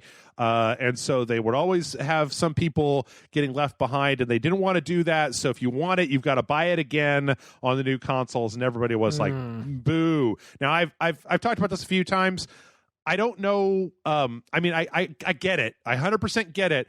I just wonder, like, I think back to the previous generation, and I really don't remember there being a point where it was like every single PS3 game that came out over the last year had to have an instantaneous upgrade to the PlayStation 4 for $0. I just do not remember that being a thing. I feel like this is a completely new thing, this whole upgrade thing. But maybe I'm wrong. There were a few, like Assassin's Creed Black Flag definitely had a PS3 to PS4 upgrade. There were a few others that had that. But by and large, they were things that were coming out around the same time. It wasn't like, well, everything that came out over the last year is going to be automatically upgraded. Like, Cyberpunk is coming out in November, and that would make sense. In fact, it is getting a free upgrade. That makes more sense to me than saying, why doesn't my previous version of Control get an upgrade? However, something weird happened last week where a bunch of people on the PlayStation opened up Control and saw that their Control was basically that their Ultimate Edition of Control had been changed to the Deluxe Edition, which is the one that is going to upgrade, that has all the DLC and everything in it. And they were like, wait a minute, I thought you said you couldn't upgrade. And not only that, but some people who had the standard version of Control also found themselves with suddenly the ultimate version of Control in their account for like an hour or two, and then it was suddenly revoked and they had to go back to paying full price for it. So this to a lot of people has then basically been proof that the idea that you're not doing it because we can't get everybody in, everybody can't get through the pipeline, that's just some horse shit, right? It's just you want everybody to pay $40 to get control a second time. That's the real thing you want. So I don't know. It's hard to say. I mean, the problem is that there's so much about the internal structure of a lot of these companies and companies in general, that we just don't know what's going on. There's some stuff they can't talk about. So it's like, I don't know. I think people want to be mad and they want to make assumptions because it's just easier than the reality, which is most of the time, which is just kind of a shrug because sometimes shit just happens and you can't, okay, there's as a case study, there are some people who are a little, not mad, but they're a little frustrated with Arrow because Arrow put out that Gamera set that I worked on, and it basically sold out before it even hit the street date. And there was this big to-do about it because Arrow, basically Amazon oversold, and a couple other retailers oversold. So a lot of people, even people who had ordered their editions like a ways back, got their orders just canceled. And so there's been some contention about that because they're like, well, are they gonna do a second wave? And the answer has been no, because now a lot of this, again, I'm only speaking to what I've been told, but I also love how people will say, like, they'll be asking me, and I don't mind talking to people about this stuff, but people ask me like, oh, well, are they gonna, you should tell them, Matt, you should tell them to make a second printing. And I'm just like, I don't run the company. I don't even physically work there. Yeah. But anyway, my point is that the real reason they're not going to do a second printing, they're doing a standard edition, which should hopefully come out in the not too distant future. But typically what they do is they put out a limited edition, and then that sells out, and then they do a standard edition so that won't sell out. Because if they suddenly do a second wave of a limited edition, then all bets are off. And now everyone's going to be demanding, like, every time a limited edition sells out, make it again. Right. So it's just, there's usually always a reasoning for something like this. It's just not always going to be a public, or they're not obligated really to tell anybody this stuff. But again, I can understand the frustration, though, because you don't know what's going on. Yeah. Yeah, it's interesting. The more kind of plugged into we get to this stuff, I feel like the more it kind of spurs people into the. I mean, like I was just thinking about it a lot as we've gone through this whole summer of getting geared up for the next generation. Of just like, there's been all these stories about like, oh, well, this game isn't going to be free upgraded to the next gen. And it's like, well, when was that ever a thing that was promised to you? Or like, this console isn't going to have infinity backwards compatibility to every single console. Like, I swear to God, I saw people that were mad that was like the PS5 isn't going to be able to play PS3 games. And it was like, why would that be a thing? Like, why would that ever be a thing? I don't understand why that would be a thing that you would assume. I don't know. So I was just real quick. I was thinking about that. I was thinking about that exact subject. I think the PlayStation 2 was the only console that could still play PlayStation 1 games. Am I not remembering that? I think the Wii could play GameCube games. We could play GameCube games. PS3, I believe, had a no. I think that when the PS3 had, okay, what about the ones that had the backwards compatibility, that had the emotion engine in them? That's what I was talking about. Was the first gen I don't remember. ones?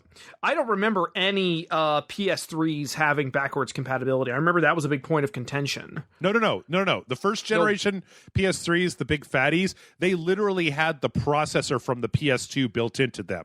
The best way, to this day, the best way to play a PS2 game with like HDMI on a modern TV is with one of those first generation PS3s that literally had like a third of a PS2 built into the console.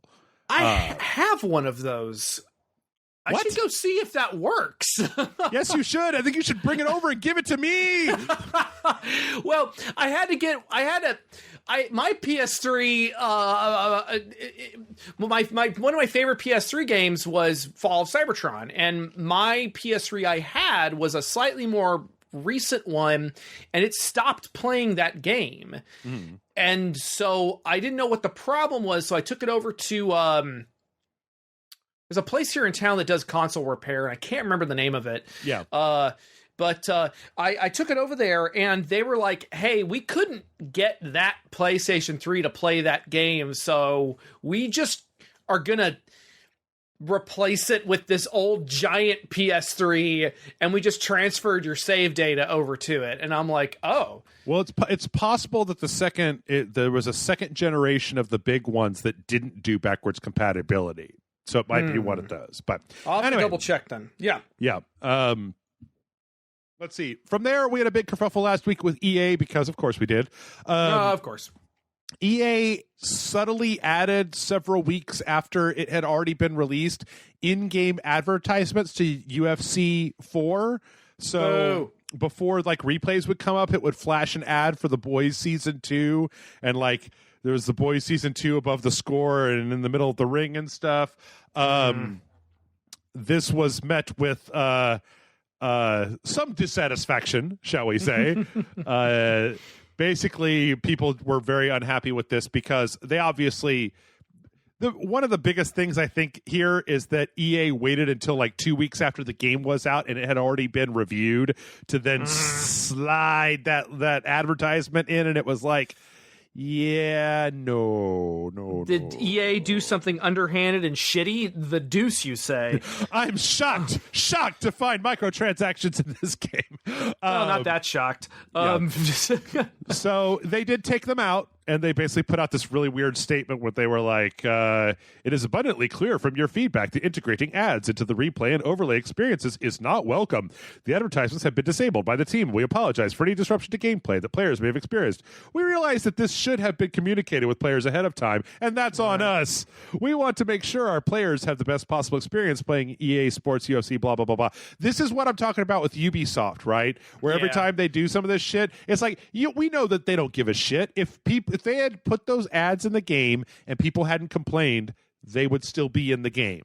Like, they don't feel bad that they didn't communicate ahead of time. If they could have gotten away with it, they would have. So, like, I'll be waiting to see if Ubisoft changes their stripes, but like, we know that EA is a scumfuck pile of shit monkeys, and that they'll stick it in if they can. They're just constantly going to be trying to stick it in, and you're going to have to constantly be like, no, EA, no. That's a bad EA. Right. Because we know that if they can fuck us, they will fuck us. And so we just all have to constantly have just be constantly like, stop. No, EA. Just carry the world's biggest corporate spritz bottle. Yes. Around. Yes. Yeah.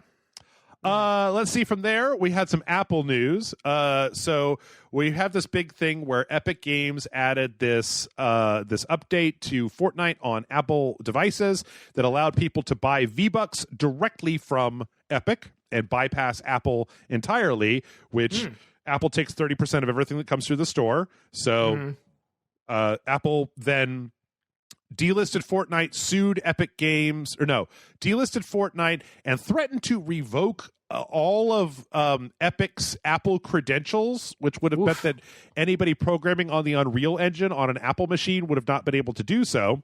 Oh my God. Epic sued Apple, saying this is not cool. A judge let them keep the Fortnite delisting, but did put an injunction on the delisting of the credentials because it would have affected a lot more than just Fortnite. That is where we are.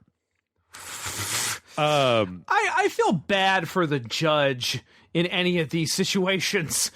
These fucking gaming companies come to them, we're like, but he does the thing, and it's just like fucking toddlers. It's so shitty. Like, I mean, I don't know, like. But, this week, Apple has filed a countersuit against Epic Games. And this is because This is actually really interesting. They accuse them of commission of theft and subterfuge because the thing is that the thing that enabled this Epic V-Bucks store thing was like a hot fix patch to Fortnite. It wasn't like a new version of Fortnite. It was like basically the way that Epic submitted it was just like, hey, Apple, we need to patch Fortnite. And they were like, okay. And it's like, oh, yeah, by the way, part of the patch is that people can bypass all of your store and give us money directly without paying tithe to Apple. And they were like, no. So it'll be interesting to see what happens here. As I have said before, I am thoroughly in favor. I do not like Epic. I do not think that Epic is your friend. I do not think that Epic is a great company that we should all get tattooed on our arms. But I fucking hate Apple. And anybody that's going to shove their finger in Apple's eye, I am 100% okay with that. The same with Steam. I like the fact that these giant megalithic assholes have been doing things exactly the same way for years. Nobody to challenge them. And that Epic, with all this Fortnite money, is finally big enough to just be like, no, suck my dick. Let's go to court. Like, I'll pay for the lawyers. Let's try it. I mean, what's going to happen? You're going to fucking kick all the Unreal games off of Apple's? That's going to make you look super great at the end of the day. Yeah. Like, well, you and I have talked a little bit about that, about how, like, yeah, go ahead and unplug the internet, American government. Go ahead and ban TikTok, whatever the fuck was going on with that shit. And it's like, go ahead and do it. Do it and see what happens. Just see what happens. Go ahead and ban all porn. You really want to go down this road? The idea that if they pull like if they pull Unreal Engine support from Apple devices specifically, oh boy, that's like every game. That's like most games, you know. So, which in and of itself, I will admit, is a problem. It is a problem that Epic also kind of has a monopoly on the game engines, and that so many things are just straight up made in Unreal that, like, if Epic decided to flex their muscles, and a lot of people have commented, and I've heard a lot of people say, like, I think, to go back to you, this is one of those Jim Sterling things where it's like, once Epic gets the power, then they will start abusing it. And that might be true, but go back to what I was just talking. Look at what Microsoft is doing. Do you think there's any way that Microsoft will be doing what they're doing with Game Pass if they had won this console generation? Do you think if the Xbox One had outsold the PS4 by leaps and bounds, that they would be doing anything like giving you 3 games a week for free? Epic does the same thing on the PC. They gave away goddamn Grand Theft Auto 5. They gave away like Civilization 6. Like, they're giving away these top tier games for free on the PC. And that wouldn't be happening unless they were trying to slit Steam's throat. The only way that we get good stuff is when we get 2 big corporations that have to fucking knee each other in the balls to get every dollar that we have. That's the only way that we come out on top with this stuff. Oh, the free market. Yes, indeed. Speaking of the free market, hey, Matt, guess what's going on with Super Mario 3D All-Stars? Oh, please tell me. They're doing a free download where you just, like, straight up are having sex with Peach. No.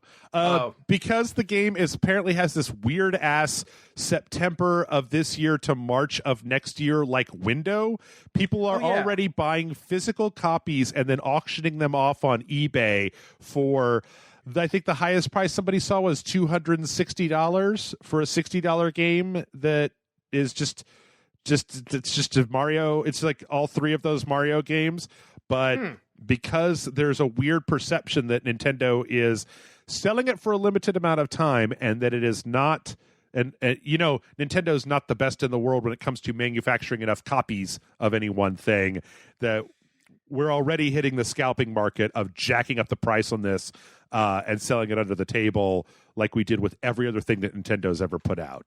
So I remembered, that weirdly specific window. Like, why? I had a thought on last week's podcast. Was last week when they announced this? Yeah, I think it was last week. That, like, sometime in March is like Mario Day, if I'm not mistaken. And what I wonder is whether on that March of 2020 they're going to release a package with every single Mario game in it, because they're almost all already on the Switch when you factor in this pack with Sunshine and 64 and Galaxy, and you've got Odyssey, you've got all the backwards compatible Super Nintendo stuff, right? Like Super Mario All-Stars, I think, is on the backwards compatible, or on the list. All you need to do is get Super Mario Galaxy 2 and Super Mario Odyssey into that pack, and you would have basically just about every single, let's see, what is it? It's Mario 2, Mario 3, Mario World, and then 64, right? Right. No, Yoshi's Island, and then 64? Well, would you count all the stuff spin-offs like Yoshi's game, Yoshi and stuff?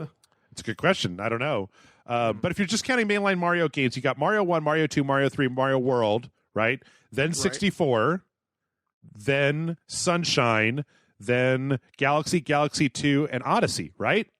Or Super Mario 3D World, New Super Mario Brothers. Yeah, I was gonna say. Then there was a bunch of those side scrollers they put out. Most of those are already out. Like New Super Mario Brothers is already out on the Switch, so I could almost see them putting together a big thing, or they could be prepping it for the Nintendo Switch hardware refresh in a 4K pack, because apparently, according to a Bloomberg report, Nintendo has started advising developers to begin working on making their Switch games 4K ready.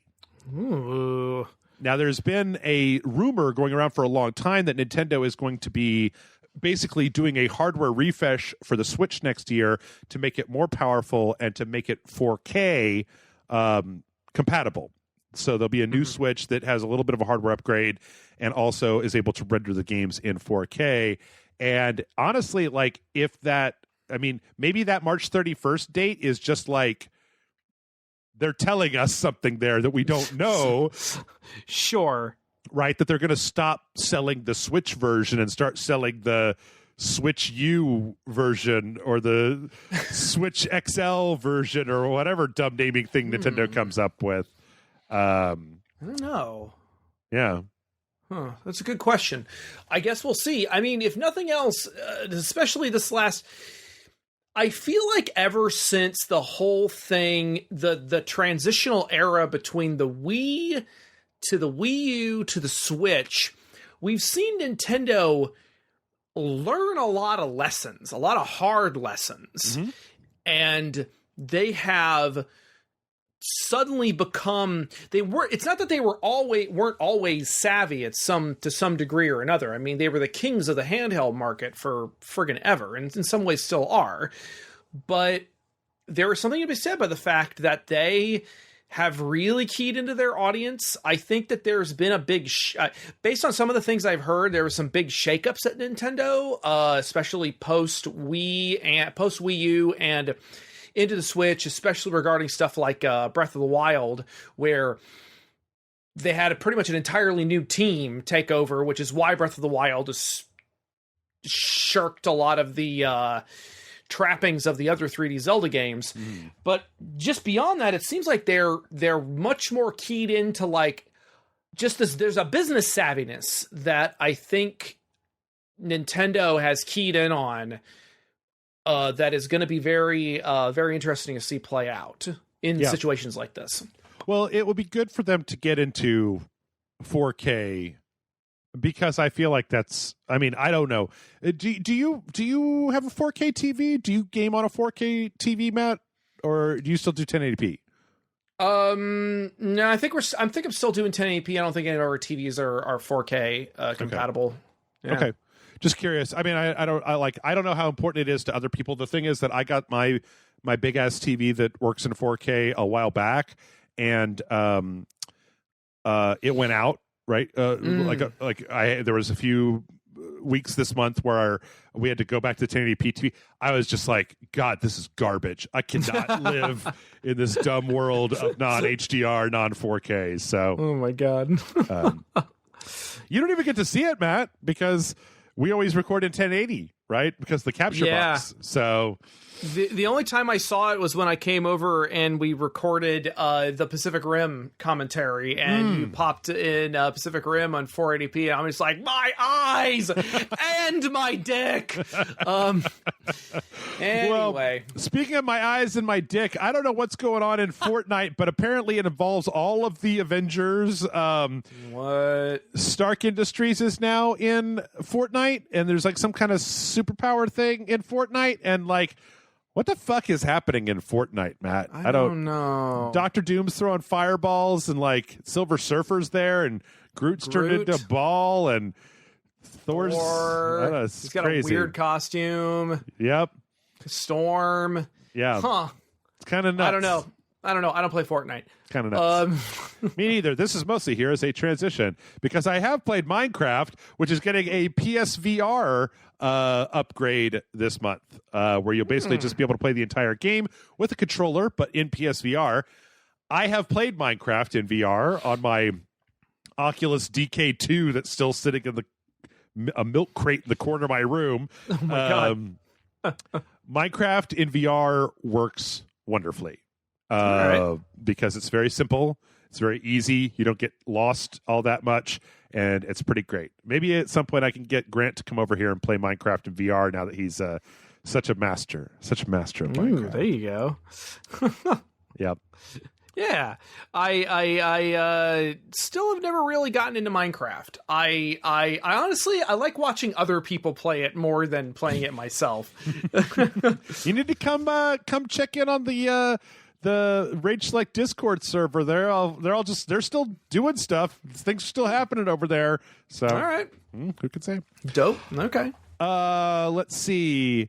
We got a bunch of leaks for PS5 covers from Amazon Australia. Not all of these are final art, but they look pretty good with the kind of white and the blue PS4 Blu-ray stuff. We got Gran Turismo. We got one for Demon Souls, which is not apparently final. But yeah, I mean, they look like the covers of games. We also got some two Demon Souls screenshots that we hadn't seen before, and the Vanguard is looking pretty tough, pretty rough and tough. Pretty toy. Yep. Let's see. From there, we have some trailers. We got a trailer for for System Shock, showing how cyberspace works in the game. Cyberspace in the previous System Shock was a little bit more of like a wireframe, and this is a lot more of like a Descent style neon blasted shooter. So that's kind of neat. I like that. Yeah, it's pretty groovy.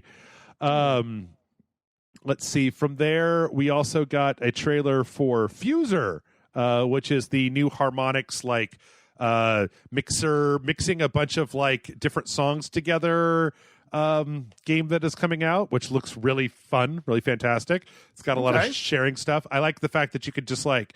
Well, here's the thing, Matt. Have you seen this game before? Do you know anything about this game? No, this is news to me. It looks neat though.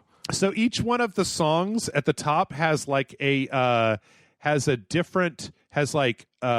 of different icons, and each one of these is like vocals, keyboards, and guitar. And so you can literally take like guitar from one song and hook it with vocals from another song and drums from another song, but they are all been tweaked so that they'll play at the same tempo. So you just automatically start mixing pieces of songs together and you get a song. So that's kind of dope, actually. I'm not going to lie. That sounds pretty fun. Yep. That sounds kind of cool. Well, you'll be able to check it out on November 10th because this is also a release date trailer. Ooh, yes. Right. We also got a release date trailer for the Survivalists, which is the spinoff of the Escapists that happens on an island. I don't really understand this very much. It kind of looks like Zelda in some weird ways. This kind of top-down, almost like Zelda meets a survival game with these really kind of simple, basic characters and monkeys, and you're fighting ghost pirates and stuff. Looks like it's got a bit of a Don't Starve quality to it. Yep, it's a little bit of that too. So and then we got the full-on release date of October 9th for that. Good news again for you, Matt. Very Matt-centric this episode. Me, though. Panzer Dragoon Remake is going to be coming out on the PS4 and the PC. Oh. I have it on the Switch because it got put out on the Switch a while back, but that's pretty cool though. I do love me some Panzer Dragoon. Yep. I don't think we ever played Panzer Dragoon. I don't think I ever played the remake. So maybe like your birthday present this year, Matt, in December when there's no games out, you and I can play that Panzer Dragoon remake. That would be cool. I would love to revisit Panzer Dragoon Orta because I'm not gonna lie, I actually hit a little bit of a wall with Panzer Dragoon, the original, the remake, because it was kicking my ass. What? No, bad? It wasn't bad. It was not game? bad at all. A bad game. Okay, I'm gonna hit you with my car. No, it was just a little tough. Like I hit it's the boss fight. It's the boss fight in this particular level that's kind of kicking the crap out of me. So I had to set it down. Plus, it came out in the middle of quarantine, and it was hard to. I was having trouble playing games because I was just like, I can't enjoy anything. But thankfully, not so bad now. I'm back in therapy. So well, there you go. Anyway, no specific announcement on when, but PlayStation 4 and PC will both be getting that. They're also going to be re-releasing, apparently, this is a leak for the Ninja Gaiden trilogy on the PS4 and the Switch. So that will be Ninja Gaiden Sigma, Ninja Gaiden Sigma 2, and Ninja Gaiden 3 Razor's Edge, all of which are exceptionally hard, and I really have no interest in playing again, but some people like those crazy fucking games. I don't. I don't like them. I tried the first Ninja Gaiden, and I remember I couldn't even get past that first tutorial boss, and I'm like, I'm not playing this. I'm going to go back and play Wind Waker. I tell you what, I'd be willing to buy it if they promise me that they'll take the pink ribbon off when you try to play the game on easy, because that was just look at the little girl ninja wants to play little girl games. That's dumb. I forgot they did that stupid shit. Well, did you forget about the stupid shit that is called Sonic the Hedgehog? No. What is it? Because there's a bunch of Sonic the Hedgehog stuff that's apparently coming in 2021. Is the 35th anniversary, or no? That's Mario. Sonic is celebrating 2021 as a year of celebration for all things Sonic the Hedgehog. Apparently, there's going to be multiple games as well as a whole bunch of like crossover stuff coming. So. Hooray! I haven't been this excited since the year of Luigi. Stop. We have talked about this a little bit. I am so almost a Sonic fan. Like I just don't play any of the games. I like the characters. I like the art style, and that's about it. I think that there's like all this potential that has never been tapped into. I was so upset when I watched the What Happened with Sonic Boom because they really dug into like, they were going to do this kind of ground up reboot with all these origins, and they were going to make it a good game, and they were going to do exactly what I have been saying they should do for years, which is reinterpret Sonic in a way that still makes sense with the characters, but doesn't suck ass. And then Sega fucked it all up. Sega was like, no, all the things that we just talked about, you're not doing any of that. So, and I'm just like, we almost had it, man. You could have had it. I don't know. That's just, again, like I'm so almost a Sonic fan. I'm friends with one of the artists from the comics. And he drew me a Sally Acorn last year. That's like one of my favorite commissions I've ever gotten because Sally's my favorite character. And the rest of the franchise is just garbage. Although I liked the movie. I thought the movie was very cute. I thought it was very it was very simple and kind of Bumblebee-esque, where it had a little tug at your heartstrings a little bit. So Fuck you. Didn't watch it. Didn't watch it. We'll watch it for Giganticast. We'll watch it for Giganticast. I'm trying to think. We should have a thing where it's like, Jeff, would you rather watch Sonic the Hedgehog or Cats? And I'm like, just punch me. I don't care. It doesn't matter. No, we still have to watch Rampage. We got to watch Rampage and do a Giganticast for that. It's true. It's true. I did say I would do that. You did say that. He said 5 more White Claws and an East Ciders in my fridge. So yeah, hell yeah, I'll drink to that. Let's see. Also, Streets of Rage 4 has been downloaded apparently 1.5 million times, which is great because it's absolutely fantastic, and it got a huge big patch. This isn't a huge thing. It's just got like some buffs for Axel. Cherry got switched around, some stability for online. This isn't like a big content drop or anything, but congratulations, Streets of Rage 4. You were good, and you make Battletoads look bad, and I like that. So yeah, good for them. It's just some nice news. Mm-hmm. It's not all garbage. Baldur's Gate 3 is apparently going to let Twitch streamers integrate the audience chat into their game so that when they come up to dialogue options, the audience can basically choose dialogue options, and then it's going to display on screen like which one got the most votes, and then the person streaming it can say like, okay, we'll go with whatever you guys chose or not. This is kind of amazing. I kind of love this. I mean, it sounds like it could go south really fast, but sure, why not? It's fun. It's a stream. Yeah, I mean that's why you let your audience on stream pick stuff, is because it's going to be chaotic and goddamn terrible, right? Speaking of goddamn chaotic and terrible, Matt, guess what's getting an anime adaptation on Netflix? Ooh. Shenmue. All right, show's over. Podcast's over. Life's over. Man. Oh wait, Crunchyroll, not Netflix. Crunchyroll. Whatever, it doesn't matter. Yeah,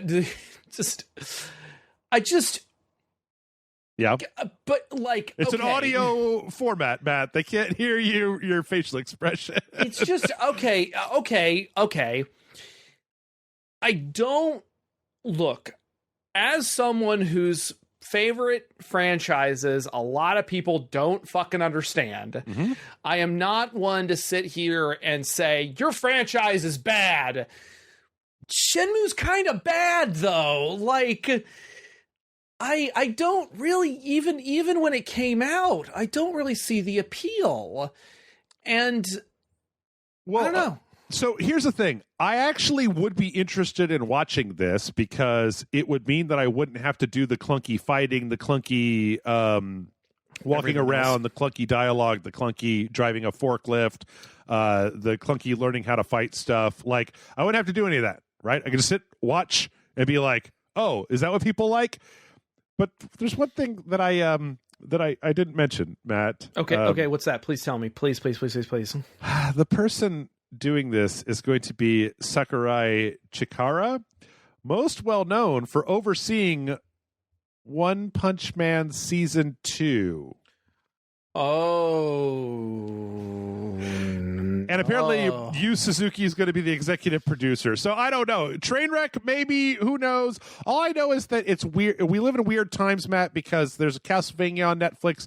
Next week, I think Dragon's Dogma, the animation, comes out on Netflix. Yeah, that kind of blindsided me, where I was like, there's a dragon. What now? Yeah. Does anybody even remember Dragon's Dogma? Like, this like kind of weird game that was trying to be like a single player Monster Hunter experience. I don't know. It's strange. I guess they're so fully out of ideas that we started cannibalizing each other now, right? So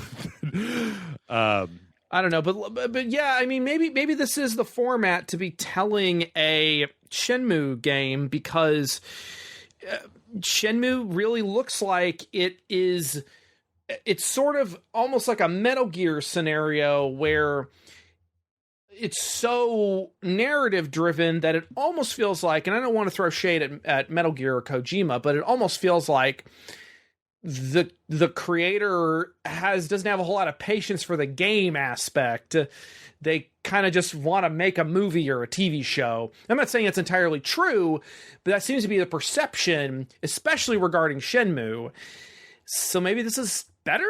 This is a better idea. One of my biggest problems with Shenmue is I don't think it's fun to play. I think it is mechanically not fun to play, right? I'm not going to criticize the story or any of that stuff, because did we play Shenmue 1 and Shenmue 2 when they put out the HDs? We did, and like in 2, we had fun, right? It was like, start out with a bang, lady on a motorcycle shows up, punch, punch, punch. Oh, what am I doing? It was fun. And one was like, go talk to that guy for 40 minutes. I think we were screaming in part 1. I think we just hit a wall where we were like, something happened. Yeah. And we went to part 2, and it's like, oh, we're in Hong Kong and we're chasing orphans, and there's motorcycle lady, and Matt won't shut up about her. Yeah. So maybe that's the way to go. Speaking of things that I don't really understand, let's talk about Raylos, because The Sims had a Star Wars expansion. That Star Wars expansion has Kylo Ren and Rey in it. Apparently, in the Star Wars expansion, your character is not allowed to romance any of the Sims, but that didn't stop the people, the fans. One person apparently ripped Rey's model out and then plugged it back in as a player created character, and then used mods to be able to romance Kylo Ren and create a baby. This seemed to be the big thing they wanted to do, was basically create a Sims baby so they could see what it would look like. Okay. Yep.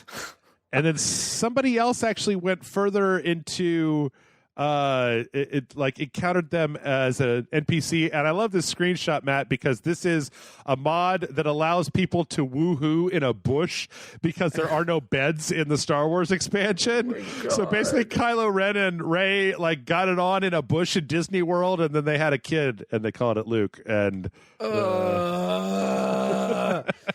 God, it's almost as bad as the final Harry Potter novel, Albus Severus Potter. And I'm like, fuck you, JK. I mean, for other reasons, but... Well, I tell you what. They probably, would Kylo Ren and Rey have sex in a bush afterwards, they might need a pregnancy test to find out if they're going to have Luke. But they shouldn't use this pregnancy test that some guy got Doom running on, because... apparently, you could do that now. You can get Doom running on a pregnancy test. That's amazing. Yeah. That's awesome. So this is a tiny little screen on a pregnancy test that has pixels on it to tell you stuff. And some guy managed to hook up and run an actual copy of Doom on this. And it's playable. You can actually play it.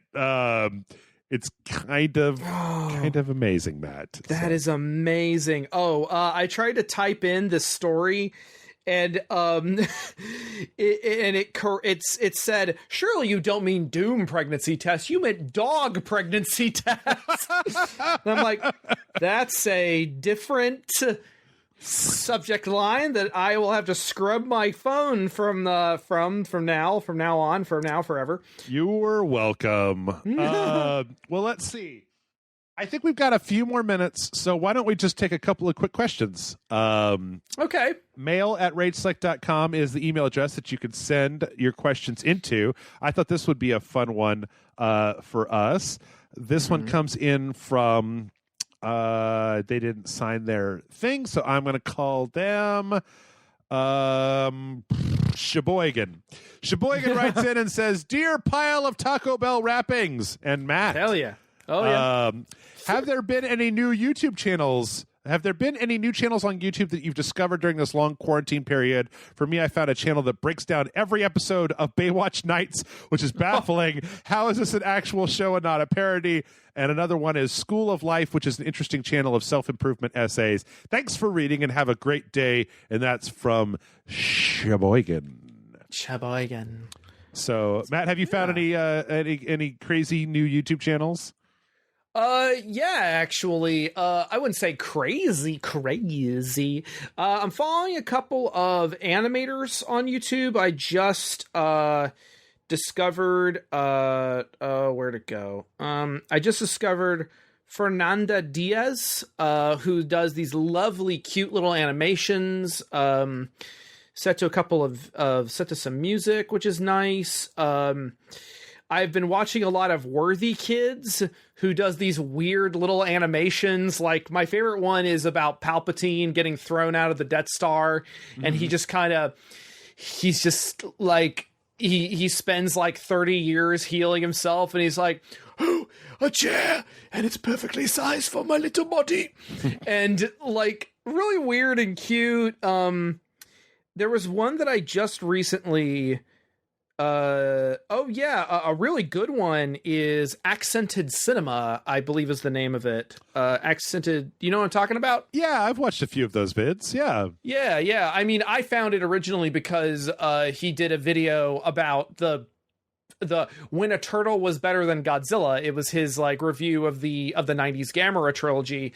And then I started watching his other videos, and I was like, oh wow, he's got some really cool insight. And of course, he just posted a video ripping into Mulan. Like, the new Mulan remake, according to him, is fucking garbage because, well, a large part of it is because he's Chinese and he grew up on the original story, and even loves the Disney version, the original Disney version. Then he said that the new one, I mean, based on what he has said, I'm just like, oof, a doofa. But I haven't watched his Pulgasari, his North Korean Godzilla video, but I think he looks like I really like his channel. I like his stuff. I watched the one that was Mr. Vampire, How to Write Family Horror, because nice. I've seen Mr. Vampire before, and Mr. Vampire is kind of amazing. Let's see, there's been a few that I've been into recently that are a little different. I mean, honestly, like, there's a lot of them that are the lefty politics ones that I won't talk about here, but I like this one channel called In Praise of Shadows, which is kind of a bunch of different like horror movie essays, and they're all very, very kind of thoughtful. There's some really interesting stuff about some stuff that I've never heard of. I'm trying to think of some of the other stuff that I've watched recently. I actually, before you and I started doing this, I was watching just a bunch of videos about tiny houses. I've heard of those, yeah. Like a time lapse of making a tiny house. This couple made a tiny house and blah, blah, blah. Here's my tiny house. Let's see. We got tiny houses, tiny pies, tiny lasagna. Oh, shit. We got tiny people. Yeah. Anyway. I do like Patrick H. Willems a lot. I don't know if you watch Patrick H. Willems. He's pretty fun. I watched, I know that a lot of people don't care for the politics. There's this guy called Thought Slime that does these like super goddamn anarcho lefty stuff, but he has a secondary channel called Scaredy Cats, where he just kind of, sometimes he talks about stuff like, you know, like he had this whole one that was a couple weeks ago called Is Horror Too Problematic to Enjoy? And it was really interesting, kind of just talking about, like, he uses Sleepaway Camp and like what happens at the end of Sleepaway Camp as like a jumping off point to talking about, like, is the fact that horror crosses taboo lines, like, does that make it problematic? Or if it is problematic, does it mean you should stop watching it? And some kind of stuff like that. But he did a whole summer series about Phantasm that I really liked. Cool. Yeah, they're pretty easy to digest. I'm trying to think of some of the other stuff that I've been watching recently that isn't specifically politics. I watch a lot of politics stuff, which it shouldn't be a surprise to anyone. I mean, obviously, Binging with Babish that you've heard me talk about a billion times. And who's that guy that you like? The cooking guy that you like? Oh, and That's What I Reckon. That's my big one. I forgot to mention that. That's What I Reckon is the channel that Morgan and I discovered, and I've really... Binging with Babish is really cool to watch, but damn, I don't want to try and to make any of that. But That's what I reckon. The whole point is simple, healthier alternatives to like jar sauce and instant packet food and stuff. That to me is a little, that's more appealing to me. I feel like if I make his beef stroganoff one more time, I'll have it committed to memory. Because it's so fucking good. It's creamy and it's super flavorful because my mouth is watering talking about it. I put White Claw in it, quick. Okay, quick. Obviously, both of us watch Red Letter Media. I had to take a little break from them. Oh, yeah? Well, it's not that I don't like their stuff. It's honestly, they keep doing these quarantine skits, and I legit got triggered by one of them because they were just kind of throwing all this stuff out there. And obviously they're making jokes, but I'm just sitting here and I'm just like, oh, I can't do this. I can't do this. I could see that. The Mike and Rich's top 5 Star Trek TNG episodes was like a review. Like the reviews, they don't tend to do that much. It's mostly the half of the bags. Good. Yeah. And they just put out a new Best of the Worst, which they haven't done in a while, which is Diamond Cobra versus White Fox, which is this like super, super, super low budget, like some college student made this. It's pretty amazing. Yeah. I'm trying to see if there's anything else. I mean, obviously I've been watching the official Ultraman channel, which they like, apparently, according to what I've heard, the Ultraman channel, let me see here, they cracked 1 million subscribers in like, basically because everyone's in quarantine and they're one of the only people making new content. They have this new Ultraman series, and if we're watching that every week, and they said it's got like that show is like that's like the highest rated Ultraman series in years. I'm trying to see if there's anything else. I got a few more here. Let me run through a few more. Okay, go ahead. Internet comment etiquette with Eric is amazing. I made Matt watch one internet comment etiquette video. Oh yeah, those are so good. They just put out a new one of those. I've actually really been into Linus Tech Tips recently, which is just kind of a like super techie channel that does all kinds of just individual stuff. Like one of them, like last week, they had one where they bought this gigantic old super ultra widescreen monitor, but then they had another one where they were using like NVIDIA's internal like monitoring tools to do stuff.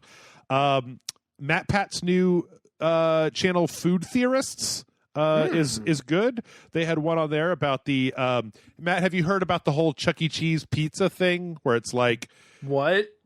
That the Chuck E. Cheese pizzas look really weird, like they've been cobbled together by multiple pizzas, and there's this weird rumor that like they take the pizza off the table into the back and then assemble a new pizza out of the previous pizza.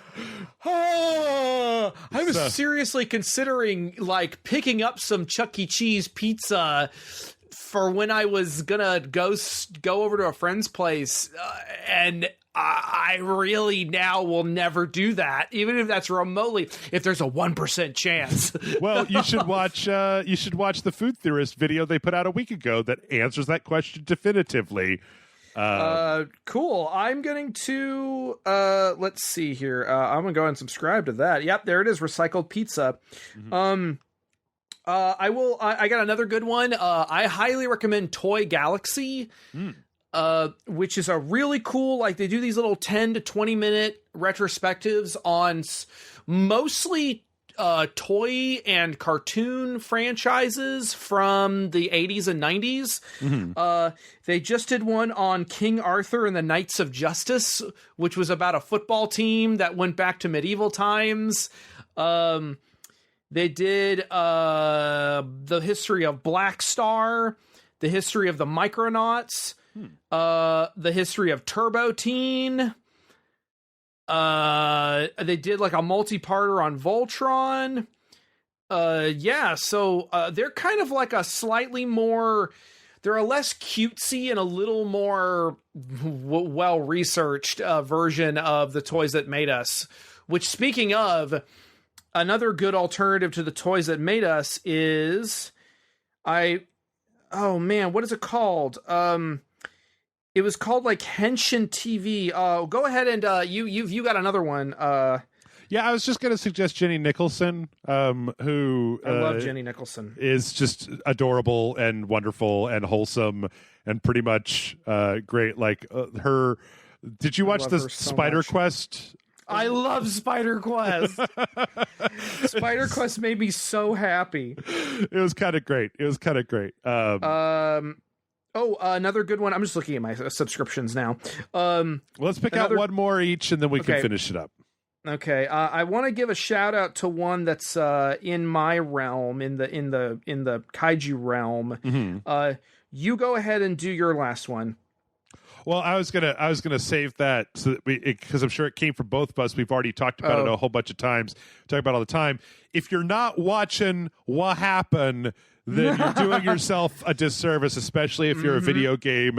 If you're into video games, because some of those stories are stories that you should know, and they give you a better outlook on the industry as a whole, and they're also just goddamn hilarious. So. Nice. I found my last one. I absolutely agree. That's friggin' those What Happens are so good. He did one on the Guy game. Mm-hmm. Yep. My buddy from Retro worked on that. Or he didn't work on that, but he knew, I'm sorry, he didn't work on that. He knew the guy who made that. Like, he worked under him and was like, yep, this whole video is like 90% true, like 99% true. There's like one or two things that, whatever. But I wanted to give a shout out to Vintage Henshin. Henshin, of course, means transform. It's the thing that Kamen Rider shouts when he changes. But vintage Henshin is like, again, not Toy Galaxy. If the toys that made us, if it was just kind of better, Toys That Made Us is fine. It's just very cute. And it's very, like, wacky sound effects. It's very surface. Surface. So this guy did, he actually did an episode called Unpacking the Toys That Made Us, and pretty much said that same thing. It was like, this is all very surface level. They didn't talk about any of the really juicy stuff.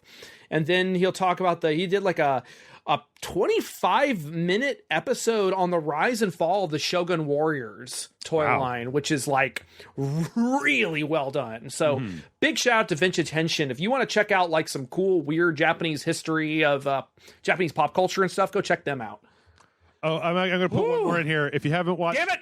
If you haven't watched My Immortal, the My Immortal reading from Internet Historian. If you know what I'm talking about, then there's a certain song that's probably started playing in your head. Man. Have you looked at this, Matt? I know of it. I haven't watched it yet, but it's so amazing. Man, I had one more, and then I swear to God, we need to stop. Yeah. I can't remember what it was, but there is a YouTube channel. So there was this young adult fiction novel that I think came out pretty recently, like earlier this year, called The Handbook for Mortals or something. It's got one of those weird titles. And it somehow, this book somehow popped up on the New York Times, bestsellers list. And it even knocked, what's it's called? There's another book that it knocked off of its perch, which was The Hate You Make or The Hate You Bring or something.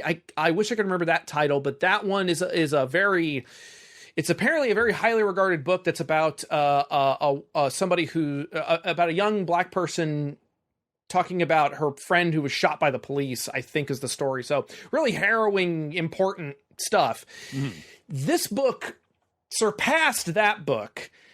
And it's just this shitty YA novel. And all these people on the internet said, what is this about? They found out that the publisher sent all the copies to all these bookstores, then bought all the copies back so that they could artificially put their book on the New York Times bestsellers list. Okay.